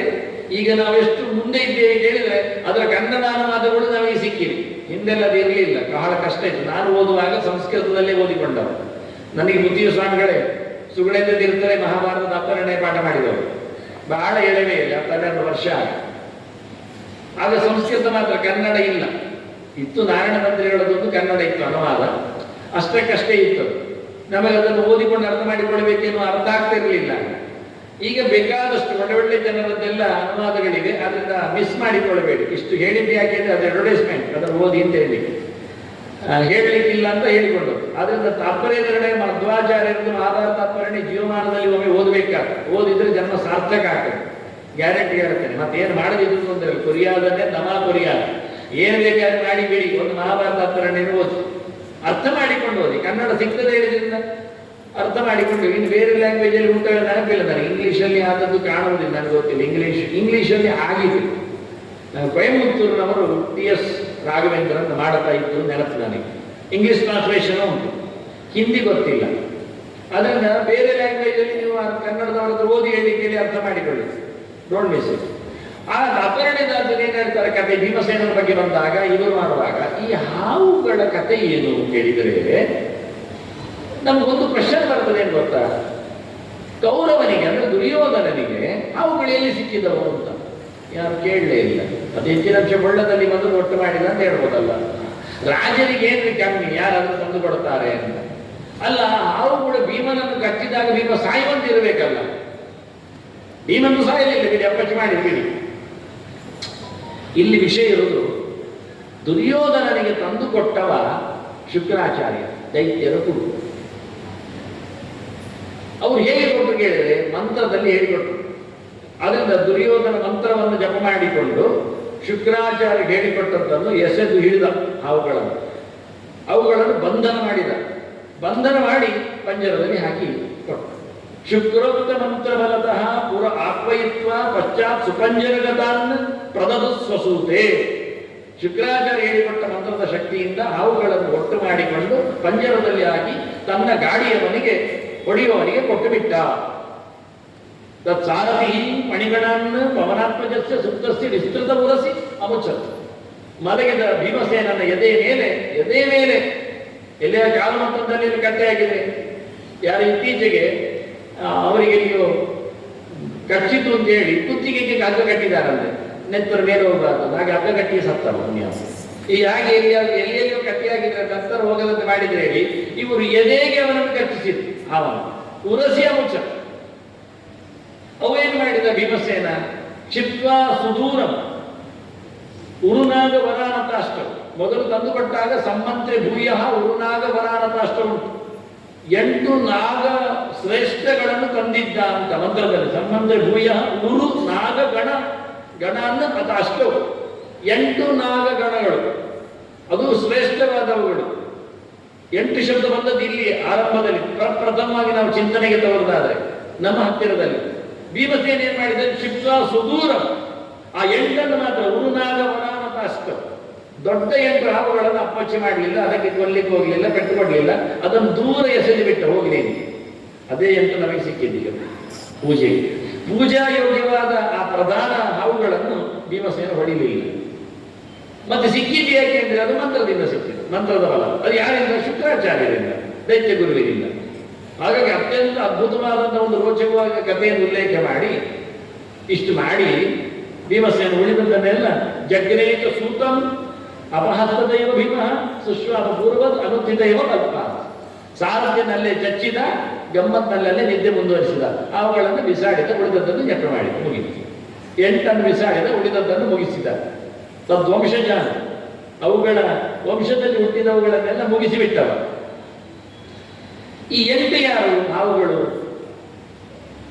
ಯಾರು ಬರೀಲಿಲ್ಲ. ನನಗೆ ಪಾಠ ಆವತ್ತಾಗಿದೆ. ಮತ್ತೆ ಇದರ ಪ್ರವಚನ ಚಿಂತನೆಯಲ್ಲಿ ನಿಂತಾಗ ನಾನು ನೋಡಿದೆ, ಇದು 8 ಯಾರಾಗಬೇಕು ನೋಡುವ. ಒಂದೊಂದೇ ವ್ಯಾಖ್ಯಾನಕಾರರನ್ನು ಮಾತಾಡಿಸಿದ್ದೆ. ವ್ಯಾಖ್ಯಾನಕಾರರು ಬರೀಲಿಕ್ಕೆ ಹೋದವರು ಬಾಯಿ ಮುಚ್ಚಿದ್ದಾರೆ ಅಲ್ಲಿಗೆ ಬರುವಾಗ. ಯಾರು ಬರೀಲಿಲ್ಲ. 10-15 ವ್ಯಾಖ್ಯಾನಕಾರರನ್ನು ಹಿಂದಿನವರನ್ನು ನೋಡಿದ್ದೇನೆ ನಾನು. 500-600 ವರ್ಷ ಇತಿಹಾಸವುಳ್ಳ ಮಹಾಭಾರತ ವ್ಯಾಖ್ಯಾನಕಾರರನ್ನು ಮ್ಯಾನುಸ್ಕ್ರಿಪ್ಟ್ಗಳನ್ನು ನೋಡಿದ್ದೇನೆ. ಯಾರು ಹೇಳಲಿಲ್ಲ. ನಾನು ಅಲ್ಲೇ ಕ್ವಶನ್ ಹೊಡೆಯಿತು. ಮತ್ತೆ ಇದು ಯಾರು 8 ಜನ ನೋಡಬೇಕು ಅಂತ ಹೊರಟೆ. ಆ ಹೊರಡುವ ಕೆಲಸಗಳು 10 ವರ್ಷ ಆಗಿತ್ತು ನನಗೆ ಒಟ್ಟು ಮಾಡಲಿಕ್ಕೆ. ಅಷ್ಟು ಕಡೆಯಿಂದ ಒಟ್ಟು ಮಾಡಿದ್ದೇನೆ. ಹಾಗಾಗಿ ಈಗ ಪೂಜೆ ಮಾಡ್ತಾ ಇದ್ದಾರಲ್ಲ, ಅದರಲ್ಲಿ 8 ಮಾತಾಡಿಸ್ತಾರವರು. ಅದು ಏನು ಕೇಳಿದ್ರೆ ನಡುವೆ ಕೆಂಪು ಗೆರೆಯಲ್ಲಿ ಉಂಟು ಸರ್ಪ, ಅನಂತ, ಶೇಷ, ಕಪಿಲ, ನಾಗ, ಕಾಳೀಯ, ಶಂಖಮಾಲ, ಭೂಧರ ಅಂತ. ಇದರಲ್ಲಿ ಚೆನ್ನಾಗಿ ನೋಡಿದ್ರೆ ಸರ್ಪ ಅಂದ್ರೆ ಅದು ಜಾತಿ ಹೆಸರಲ್ಲ. ಸರ್ಪದಿಂದ ಮೂವ್ ಮಾಡ್ತದೆ ಅಂತ, ಮೂವ್ ಆಗ್ತದೆ ಅಂತ. ನಾಗ ಅಂದ್ರೆ ಅದು ಅದೇ ಅರ್ಥ. ಗ ಅಂದ್ರೆ ಹೋಗ್ತದೆ, ಅಗ ಅಂದ್ರೆ ಹೋಗುವುದಿಲ್ಲ, ನಾಗ ಅಂದ್ರೆ ಹೋಗ್ತದೆ ಅಂತ. ಹೋಗುವುದಿಲ್ಲ ಅಂತಲ್ಲ, ಹೋಗ್ತದೆ ಅಂದ್ರೆ ಕಾಲಿಲ್ಲಲ್ಲ, ಹೋಗುವುದಿಲ್ಲ ಹೇಳುವುದು ಹೇಗೆ? ಹೋಗ್ತದಲ್ಲ, ತೆವಳಿಕೊಂಡು ಹೋಗ್ತದೆ, ನಾಗೆ ಅರ್ಥ. ನಾಗ ಅಂದ್ರೆ ಅದು ಮೂಸುತ್ತಲೇ ಅರ್ಥ. ಸರ್ಪ ಅಂದ್ರೆ ಸರ್ಪತಿ, ಸರೀಸೃಪ ಅಂತ, ತೆವಳಿಕೊಂಡು ಹೋಗ್ತದೆ ಅಂತ. ಇದೆರಡು ಬೆಳವಣಿಗೆ ಮಾಡಿಸ್ಬೇಕಷ್ಟೇ, ಮತ್ತೆಂತ ಲೆಕ್ಕ ಇಲ್ಲ ಅದರಲ್ಲಿ. ಮತ್ತೆ ಒಬ್ಬ ಶೇಷ ಸರ್ಪ ಆಯ್ತಲ್ಲ, ಅನಂತ ಇದ್ದಾನೆ. ಅನಂತ ಅನಂತಾಸನ ಅನಂತ ಪದ್ಮನಾಭ ನಮಗೆ ಗೊತ್ತು ಯಾರು ಅಂತ, ಅವನೇ ಶೇಷ. ಅನಂತ ಅಂದ್ರೆ ಒಬ್ಬನೇ, ಶೇಷ ಅಂದ್ರೆ ಒಬ್ಬನೇ, ಕೊನೆಯಲ್ಲಿ ಭೂಧರ ಅಂದ್ರೆ ಒಬ್ಬನೇ, ನೆರವತ್ತವನೇ. ಮೂರು ಹೆಸರು ಒಬ್ಬನನ್ನು ಹೇಳ್ತದೆ. ಸರ್ಪ, ನಾಗ ಅಂತ ಜಾತಿಯನ್ನು ಹೇಳ್ತದೆ. ಇನ್ನು ಉಳಿದದ್ದು ಕಪಿಲ, ಕಾಳೀಯ, ಶಂಖಮಾಲ ಅಷ್ಟೇ. ಒಟ್ಟು 8 ಹೇಳಲಿಕ್ಕೆ ಹೋಗಿ 4 ಹೇಳಿದಾಗೆ ಕಾಣ್ತದೆ. ಕಣ್ಣು ಮುಚ್ಚಿಕೊಂಡು ಬರೆಯುವುದೇ. ನಮ್ಮ ಮನೆಯಲ್ಲಿ ಇವತ್ತು ದೋಸೆ ಮಾಡಿದ್ದಾರೆ, ಎಷ್ಟು 5 ಮಾಡಿದ್ದಾರೆ. ಯಾರಿಗೆಲ್ಲ? ಒಂದು ನನಗೆ, ಒಂದು ಅಪ್ಪನಿಗೆ, ಒಂದು ಅಮ್ಮನಿಗೆ, ಮತ್ತೆ ಅಪ್ಪ ಅಮ್ಮನಿಗೆ ಮಗ ಇಲ್ವಾ ಅವನಿಗೆ, ಮತ್ತೆ ಇನ್ನು ನಮ್ಮನ ಮಗನಿಗೆ. ಅಪ್ಪನ ಮಗನು ಅವನೇ, ಅಮ್ಮನ ಮಗನು ಅವನೇ, ಮಗನು ಅವನೇ. 5 ದೋಸೆ 3 ಇವನಿಗೆ ಹೊಡಿಲಿಕ್ಕೆ ಮತ್ತೆಂತ ಹೇಳುವುದಷ್ಟೇ. ನಮ್ಮಲ್ಲಿ ಇರುವುದು ದೋಸೆ 5 ಮಾಡಿದ್ದಾರೆ, ಯಾರಿಗೆ? ಅಪ್ಪನಿಗೆ ಒಂದು, ಅಮ್ಮನಿಗೆ, ಮತ್ತೆ ಮಗನಿಗೆ, ಮತ್ತೆ ಅಮ್ಮನ ಮಗನಿಗೆ, ಅಪ್ಪ. ಹೀಗೆ ಎಂತದ್ದು? ಹಾಗೆ ನಾವು ಹೇಳುವಾಗ ಬದಲಾಯಿಸಿ ಹೇಳುವುದು. ಬಾಮ ಅಂತ ಹೇಳುದು, ಅಕ್ಕನ ಗಂಡ ಅಂತ ಹೇಳುದು, ಆ ರೀತಿ ಆಗಿದೆ. ಒಂದೇ ಹೆಸರಿನಲ್ಲಿ ವ್ಯಕ್ತಿಯನ್ನು ಗುರುತಿಸಿ 4 8 ಮಾಡಿ ಗಮ್ಮತ್ತಲ್ಲಿ ಮಲಗಿಸಿ. ಅದರ ಬಗ್ಗೆ ಚಿತ್ರಾಮರು ಗೋಪಾಲಕೃಷ್ಣಾಚಾರ್ಯ ಕೊಟ್ಟ ಬಾಕಿ ಇದೆ, ಟೋಟಲಿ ಅವರದ್ದು ಪ್ಯಾಸೇಜ್. ಚಿತ್ರಾಮರು ಗೋಪಾಲಕೃಷ್ಣಾಚಾರ್ಯರು ಅಂದ್ರೆ ಒನ್ ಆಫ್ ದ ಮೈನ್ ಪುರೋಹಿತರಲ್ಲಿ ಭಾರಿ ಹೆಸರುವಾಸಿ ಅವರು. ಚಿತ್ರಾಪುರ ಊರಿನಲ್ಲೇ ಇದ್ದಾರೆ, ಸುರತ್ಕಲ್ ಪಕ್ಕ. ಈಗ ಅವರಿಗೆ 80ರ ಹತ್ತಿರ ಅಥವಾ 71 ದಾಟಿದೆ. ಒಳ್ಳೆ ಎಕ್ಸ್ಪರ್ಟ್, ಸಾಧಕ. ಅವರು ಕೊಟ್ಟ ಮೆಸೇಜ್ ಅದಷ್ಟು. ಈಗ ಇದು ಅವರು ವಾಕ್ಯ ಹಾಗೆ ಬರೆದದ್ದನ್ನು ಇಲ್ಲಿ ಕೊಟ್ಟಿದ್ದೇನೆ. ಈಗ ಆಶ್ಲೇಷಾವಲಿ ಸಂದರ್ಭದಲ್ಲಿ ಸರ್ಪಾದಿ ಅಷ್ಟಕುಲ ನಾಗಗಳನ್ನು ಪ್ರತ್ಯೇಕವಾಗಿ ನವಪದ ಮಂಡಲದಲ್ಲಿ ಆರಾಧಿಸುವುದು ರೂಢಿ. ಸರ್ಪಾನಂತ, ಶೇಷಕಪಿಲ, ನಾಗ, ಕಾಳೀಯ, ಶಂಖಮಾಲ, ಭೂಧರ, ತಕ್ಷಕ, ಕರ್ಕೋಟಕಗಳೆಂಬ ಪ್ರಮುಖ ನಾಗಗಳ ಹೆಸರು ಇಲ್ಲಿಲ್ಲ. ಈ ಸರ್ಪಾದಿ ಅಷ್ಟಕುಲಗಳಿಗೆ ವಾಸುಕಿಯನ್ನು ಅಧಿಪತಿಯನ್ನು 9ನೇ ನನಗೆ ಪೂಜಿಸುವುದು ರೂಢಿ. ಒಟ್ಟಿನಲ್ಲಿ ಮೂಲ ಪ್ರತಿಯಾಗಿ ಅಧಿಕೃತ ವ್ಯವಸ್ಥೆ ಇಲ್ಲವಾದುದರಿಂದಲೇ ಸಮಸ್ಯೆಗಳು ಬಹಳ. ಅವರಿಷ್ಟು ಹೇಳಿಕೊಂಡು ಇದು ಇವರ ಸಮಯ ಇಲ್ಲ ಅಂತ ಹೇಳಿದ್ದಾರೆ. ಪೂಜೆ ಮಾಡ್ತಾ ಬಂದವರು, ಗೊತ್ತು ಮಾಡಿಕೊಂಡವರು, ಇದರಲ್ಲಿ ಏನೋ ಗಡಿಬಿಡಿ ಆಗಿದೆ, ಇದರಲ್ಲಿ ಬೇಕಾದವರೇ ನಮಗೆ ಸಿಗುವುದಿಲ್ಲ. ತಕ್ಷಕ ಸಿಗಲಿಲ್ಲ, ಕರ್ಕೋಟಕ ಸಿಗಲಿಲ್ಲ, ಲೆಕ್ಕ ಮಾಡಿಸಿದ್ದೆ ನಾವು, ಹೆಸರು ಬಿಟ್ಟದ್ದು ಗೊತ್ತಿದ್ದವರಲ್ಲಿ ಇಲ್ಲ.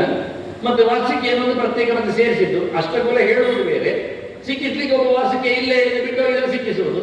ಒಟ್ಟು ನವಪದಾನ ಮಾಡುದು, ಅಷ್ಟವಾಗಿ 9 ಮಾಡುವುದು. ಒಟ್ಟಾರೆ ಏನೋ ಗಜಿಬಿಜಿ ಆಗಿದೆ, ಗೊಂದಲ ಆಗಿದೆ ಎಂದು ಅವರು ಹೇಳಿಕೊಂಡಿದ್ದಾರೆ. ಅದರ ಬಗ್ಗೆ ಡೀಟೇಲ್ ಚಿಂತನೆ ನಾನು ನಾಳೆ ಸೇರಿದಾಗ ಅನ್ನಿಸ್ತೇನೆ. ಇನ್ನು ಮುಂದಕ್ಕೆ ಹೋಗುವ. ನಮ್ಮ ಚಿಂತನೆಯಲ್ಲಿ ಅಷ್ಟಕುಲ ಯಾವುದು, ನಾಗ ಯಾವುದು ಅಂತ ನೋಡುವ. ನೆಕ್ಸ್ಟ್ ನೋಡಿ, ಇಷ್ಟು ಕಡೆಯಲ್ಲಿ ನನಗೆ ಅಷ್ಟಕುಲ ನಾಗಗಳು ಸಿಕ್ಕಿದ್ದಾರೆ. ಇನ್ನು ಸ್ವಲ್ಪ ಕೆಳಗೆ ಬಾಕಿ ಉಂಟು ಜಾಗ ಬರೀಲಿಕ್ಕೆ, ಅದು ಪುರ್ಸೋತ ಆಗಲಿಲ್ಲ.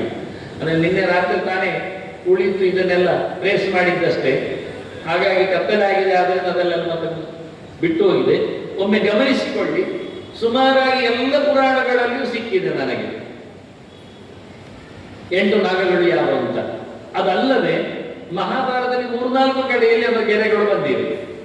ಅದು ಅಲ್ಲದೆ ಆಚಾರ್ಯರ ಕೃತಿ ಅಲ್ಲದೆ ಉಪನಿಷತ್ತುಗಳಲ್ಲಿ ರಾಮತಾಪನೀಯ ಉಪನಿಷತ್ತು, ಮತ್ತೊಂದು ಗರುಡೋಪನಿಷತ್ತು, 2 ಪ್ರಧಾನವಾಗಿ ನಾವು ನೋಡ್ಲಿಕ್ಕೆ ಬರ್ತದೆ. ಸಂಹಿತೆಗಳಲ್ಲಿ ಕಾಶ್ಯಪ ಸಂಹಿತೆ, ಅದು ವಿಷವೈದ್ಯಕ್ಕೋಸ್ಕರ. ಪ್ರಧಾನವಾಗಿ ಪದ್ಮ ಸಂಹಿತೆ, ಲಕ್ಷಣ ಸಂಹಿತೆ. ಇವತ್ತು ಲಕ್ಷಣ ಸಂಹಿತೆಯನ್ನು ತಂತ್ರಿಗಳ ಒಂದು ಯಾದಿಯಲ್ಲಿ ಬಹಳಷ್ಟು ಸ್ಥಾನಮಾನವನ್ನು ಪಡೆದಿದೆ, ಏನ್ಷಿಯಂಟ್ ಹೇಳುವ ಲೆಕ್ಕದಲ್ಲಿ. ಮತ್ತೆ ಶೇಷಧರ್ಮ, ಹೇಮಾದ್ರಿ ಎನ್ನುವುದು ಧರ್ಮಶಾಸ್ತ್ರಗಳಿಗೆ ದೊಡ್ಡ ಗ್ರಂಥ. ಶಾಂತಿರತ್ನಾಗರ, ಮಯಮತ, ಶಿವರತ್ನಾಗರ, ನರಸಿಂಹಪ್ರಾಸಾದ, ಶಿವಭಕ್ತರತ್ನಾಗರ, ನರಸಿಂಹಪ್ರಾಸಾದ, ಪ್ರಪಂಚಸಾರ ಅಂತೂ ಅದ್ವೈತಿಗಳಲ್ಲಿ, ಶಂಕರೈಟ್ಸ್ಗಳಲ್ಲಿ ಭಾರಿ ದೊಡ್ಡ ಸ್ಥಾನಮಾನ. ಅದರಲ್ಲಿ ಸಹಸ್ರ ಮಂತ್ರ ಸಾರ ಸಂಗ್ರಹ, ಯೋಗಿನಿ ತಂತ್ರ, ಶಾಕ್ತರಲ್ಲಿ ಭಾರಿ ಮಂತ್ರ ಮಹೋದಧಿ, ವಿಷಧಾರಾಯಣೀಯ, ಇಷ್ಟು ಕೃತಿಗಳಲ್ಲಿ ಅಷ್ಟಕುಲ ನಾಗಗಳು ಒಂದೇ ಬಗೆ ಇದ್ದದ್ದು ನಾನು ಹುಡುಕಿ ಹಾಕಿದ್ದು ಸಿಗ್ತದೆ. ಅದು ಯಾವುದಂತ ಮುಂದಿನ ಪುಟಗಳಲ್ಲಿ ಒಂದೊಂದೇ ವಿಷಯಗಳು ನೋಡೋಣ. ನೋಡಿ, ಭವಿಷ್ಯ ಪುರಾಣ ಇಲ್ಲೇನು ಹೆಚ್ಚು ವಿವರಣೆ ಕೊಡ್ಲಿಕ್ಕಿಲ್ಲ, ಹೆಸರು ಕೇಳ್ತಾ ಬನ್ನಿ, ವಿವರಣೆಗೆ ಮತ್ತೆ ಪುರುಷೋತ್ತಲ್ಲಿ ನೋಡುವ. ಟೋಟಲಿ ಭವಿಷ್ಯ ಪುರಾಣದಲ್ಲಿ ಹೇಳಿದ ಒಂದು ವಾಕ್ಯ, ಅನಂತಂ ವಾಸುಕಿಂಚೈವ ತಕ್ಷ ಕರ್ಕೋಟಕಂ ತತ ಪದ್ಮಂಚೈವ ಮಹಾಪದ್ಮಂ ಶಂಕಮಂ ಕುಲಿಕಂ ತತ. ಇದು ಅನುಕ್ರಮ, ಇದರಲ್ಲಿ ಬದಲಾವಣೆ ಇಲ್ಲ. ಮೊದಲು ಶೇಷನೆ ಅನಂತನೆ, ವಾಸುಕಿ, ತಕ್ಷಕ, ಕರ್ಕೋಟಕ, ಪದ್ಮ, ಮಹಾಪದ್ಮ, ಶಂಕಪಾಲ, ಕುಲಿಕ. ಆ ಶ್ಲೋಕ ಎಷ್ಟು ರೀತಿಯಲ್ಲಿ ಬದಲಿಸಿದ್ದಾರೆ, ಆದರೆ ಅನುಕ್ರಮವನ್ನು ಬದಲಿಸಲಿಲ್ಲ. ಅದ್ಭುತವಾಗಿದೆ.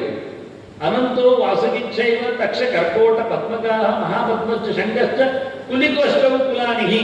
ನರಸಿಂಹ ಪ್ರಸಾದ ಇರ್ತದೆ, ಇದು ಅಷ್ಟ ನಾಗ ಮಾತ್ರವಲ್ಲ, ಇದು ಅಷ್ಟ ಕುಲನಾಗ ಅಂತ. ಕೆಲವರಿಗೆ ಅದು ಕುಲ ಇಲ್ಲಲ್ಲ ಅಲ್ಲಿ ಅಂತ ಕೂಗುವುದು, ಅದಕ್ಕೆ ನಾನು ಹೇಳಿದಲ್ಲಿ ಕುಲ ಉಂಟಲ್ಲ ಅಂತ ಕೂಡಲೇ ಇನ್ನೊಂದು ಪ್ರಮಾಣ ಆಗಿ ತೋರಿಸೋದು. ನೋಡಿ, ಇದರಲ್ಲಿ ವರ್ಡಿಂಗ್ ಅವುಗಳೇ ಆ ವರ್ಡ್ ಚೇಂಜ್ ಮಾಡುವ ಮೂಲಕ ಸೇಮ್ ಹಾಗೆ ಕ್ರೊನಾಲಜಿಕಲಿ ಅದನ್ನು ಪ್ರೆಸೆಂಟ್ ಮಾಡಿದ್ದಾರೆ. ನೆಕ್ಸ್ಟ್ ಮುಂದಕ್ಕೆ ಲಕ್ಷಣ ಸಂಹಿತೆಯಲ್ಲಿ ಶೇಷೋ ವಾಸುಕಿ ತಕ್ಷಕಂ ಕರ್ಕೋಟಕಶ್ಚ ಪದ್ಮಶ್ಚ ಮಹಾಪದ್ಮ ತತಃ ಪರಃ ಶಂಕಪಾಲಶ್ಚ ಕುಲಿಕಾ ದ್ವಯೋ ನಾಗೇಶ್ವರ ಸ್ವಿಮಿ ಅಮಿ. ಇಲ್ಲಿ ದೊಡ್ಡ ನಾಗ ಹೇಳಿಕೆ ನಾಗೇಶ್ವರ ಅಂತ ಶಬ್ದ ಆಗ್ತಾರೆ. ಅಂದ್ರೆ ಸುಮಾರಿಲ್ವಾ, ಇನ್ನು ಸುಮಾರು ಜನ ಇಲ್ವಾ, ಐರಾವತ ಧನಂಜಯ ಎಲ್ಲ ಇಲ್ವಾ, ಬಿಟ್ಟು ಹೋಗ್ಲಿ ಬೇಕಿದ್ರೆ 8 ಜನ ಜೋರಿನವರು ಪೂಜೆಗೆ ಅಂತ ಹೇಳಿ ಅವರು ಮತ್ತೆ ಇನ್ನೊಂದು ಶಬ್ದ ಹಾಕಿ ಚಿಂತನೆ ಕೊಡ್ತಾರೆ. ಒಂದೊಂದು ಶ್ಲೋಕದಲ್ಲಿ ಒಂದೊಂದು ಗ್ರಂಥದಲ್ಲಿ ಅದರ ಮೇಲೆ ಫೋಕಸ್ ಜಾಸ್ತಿ ಮಾಡಿದ್ದಾರೆ. ನೆಕ್ಸ್ಟ್ ಇನ್ನೊಂದು ಪ್ರಮಾಣ ಅಂದ್ರೆ ಇನ್ನೊಂದು ಸಂಖ್ಯೆ ಹಾಕಿ ನಾನು ಪ್ರಮಾಣಕ್ಕೋಸ್ಕರ 4, 5, 6 ಒಂದಷ್ಟೇ, ಮತ್ತೇನು ವಿಶೇಷ ಇಲ್ಲ. ಶಾಂತಿ ರತ್ನಾಕರದಲ್ಲಿ ಇದನ್ನು ಹೆಚ್ಚು ಜನ ಗಮನಿಸ್ತಾರೆ ಪ್ರಯೋಗ ಪದ್ಧತಿಯವರು. ಅನಂತೋ ವಾಸಗಿ ಪದ್ಮ ಮಹಾಪದ್ಮಸ್ತು ತಕ್ಷಕ ಕುಲಿಕ ಕರ್ಕಟ ಶಂಕ ಅಷ್ಟನಾಗ ಪ್ರಕೀರ್ತಿತ.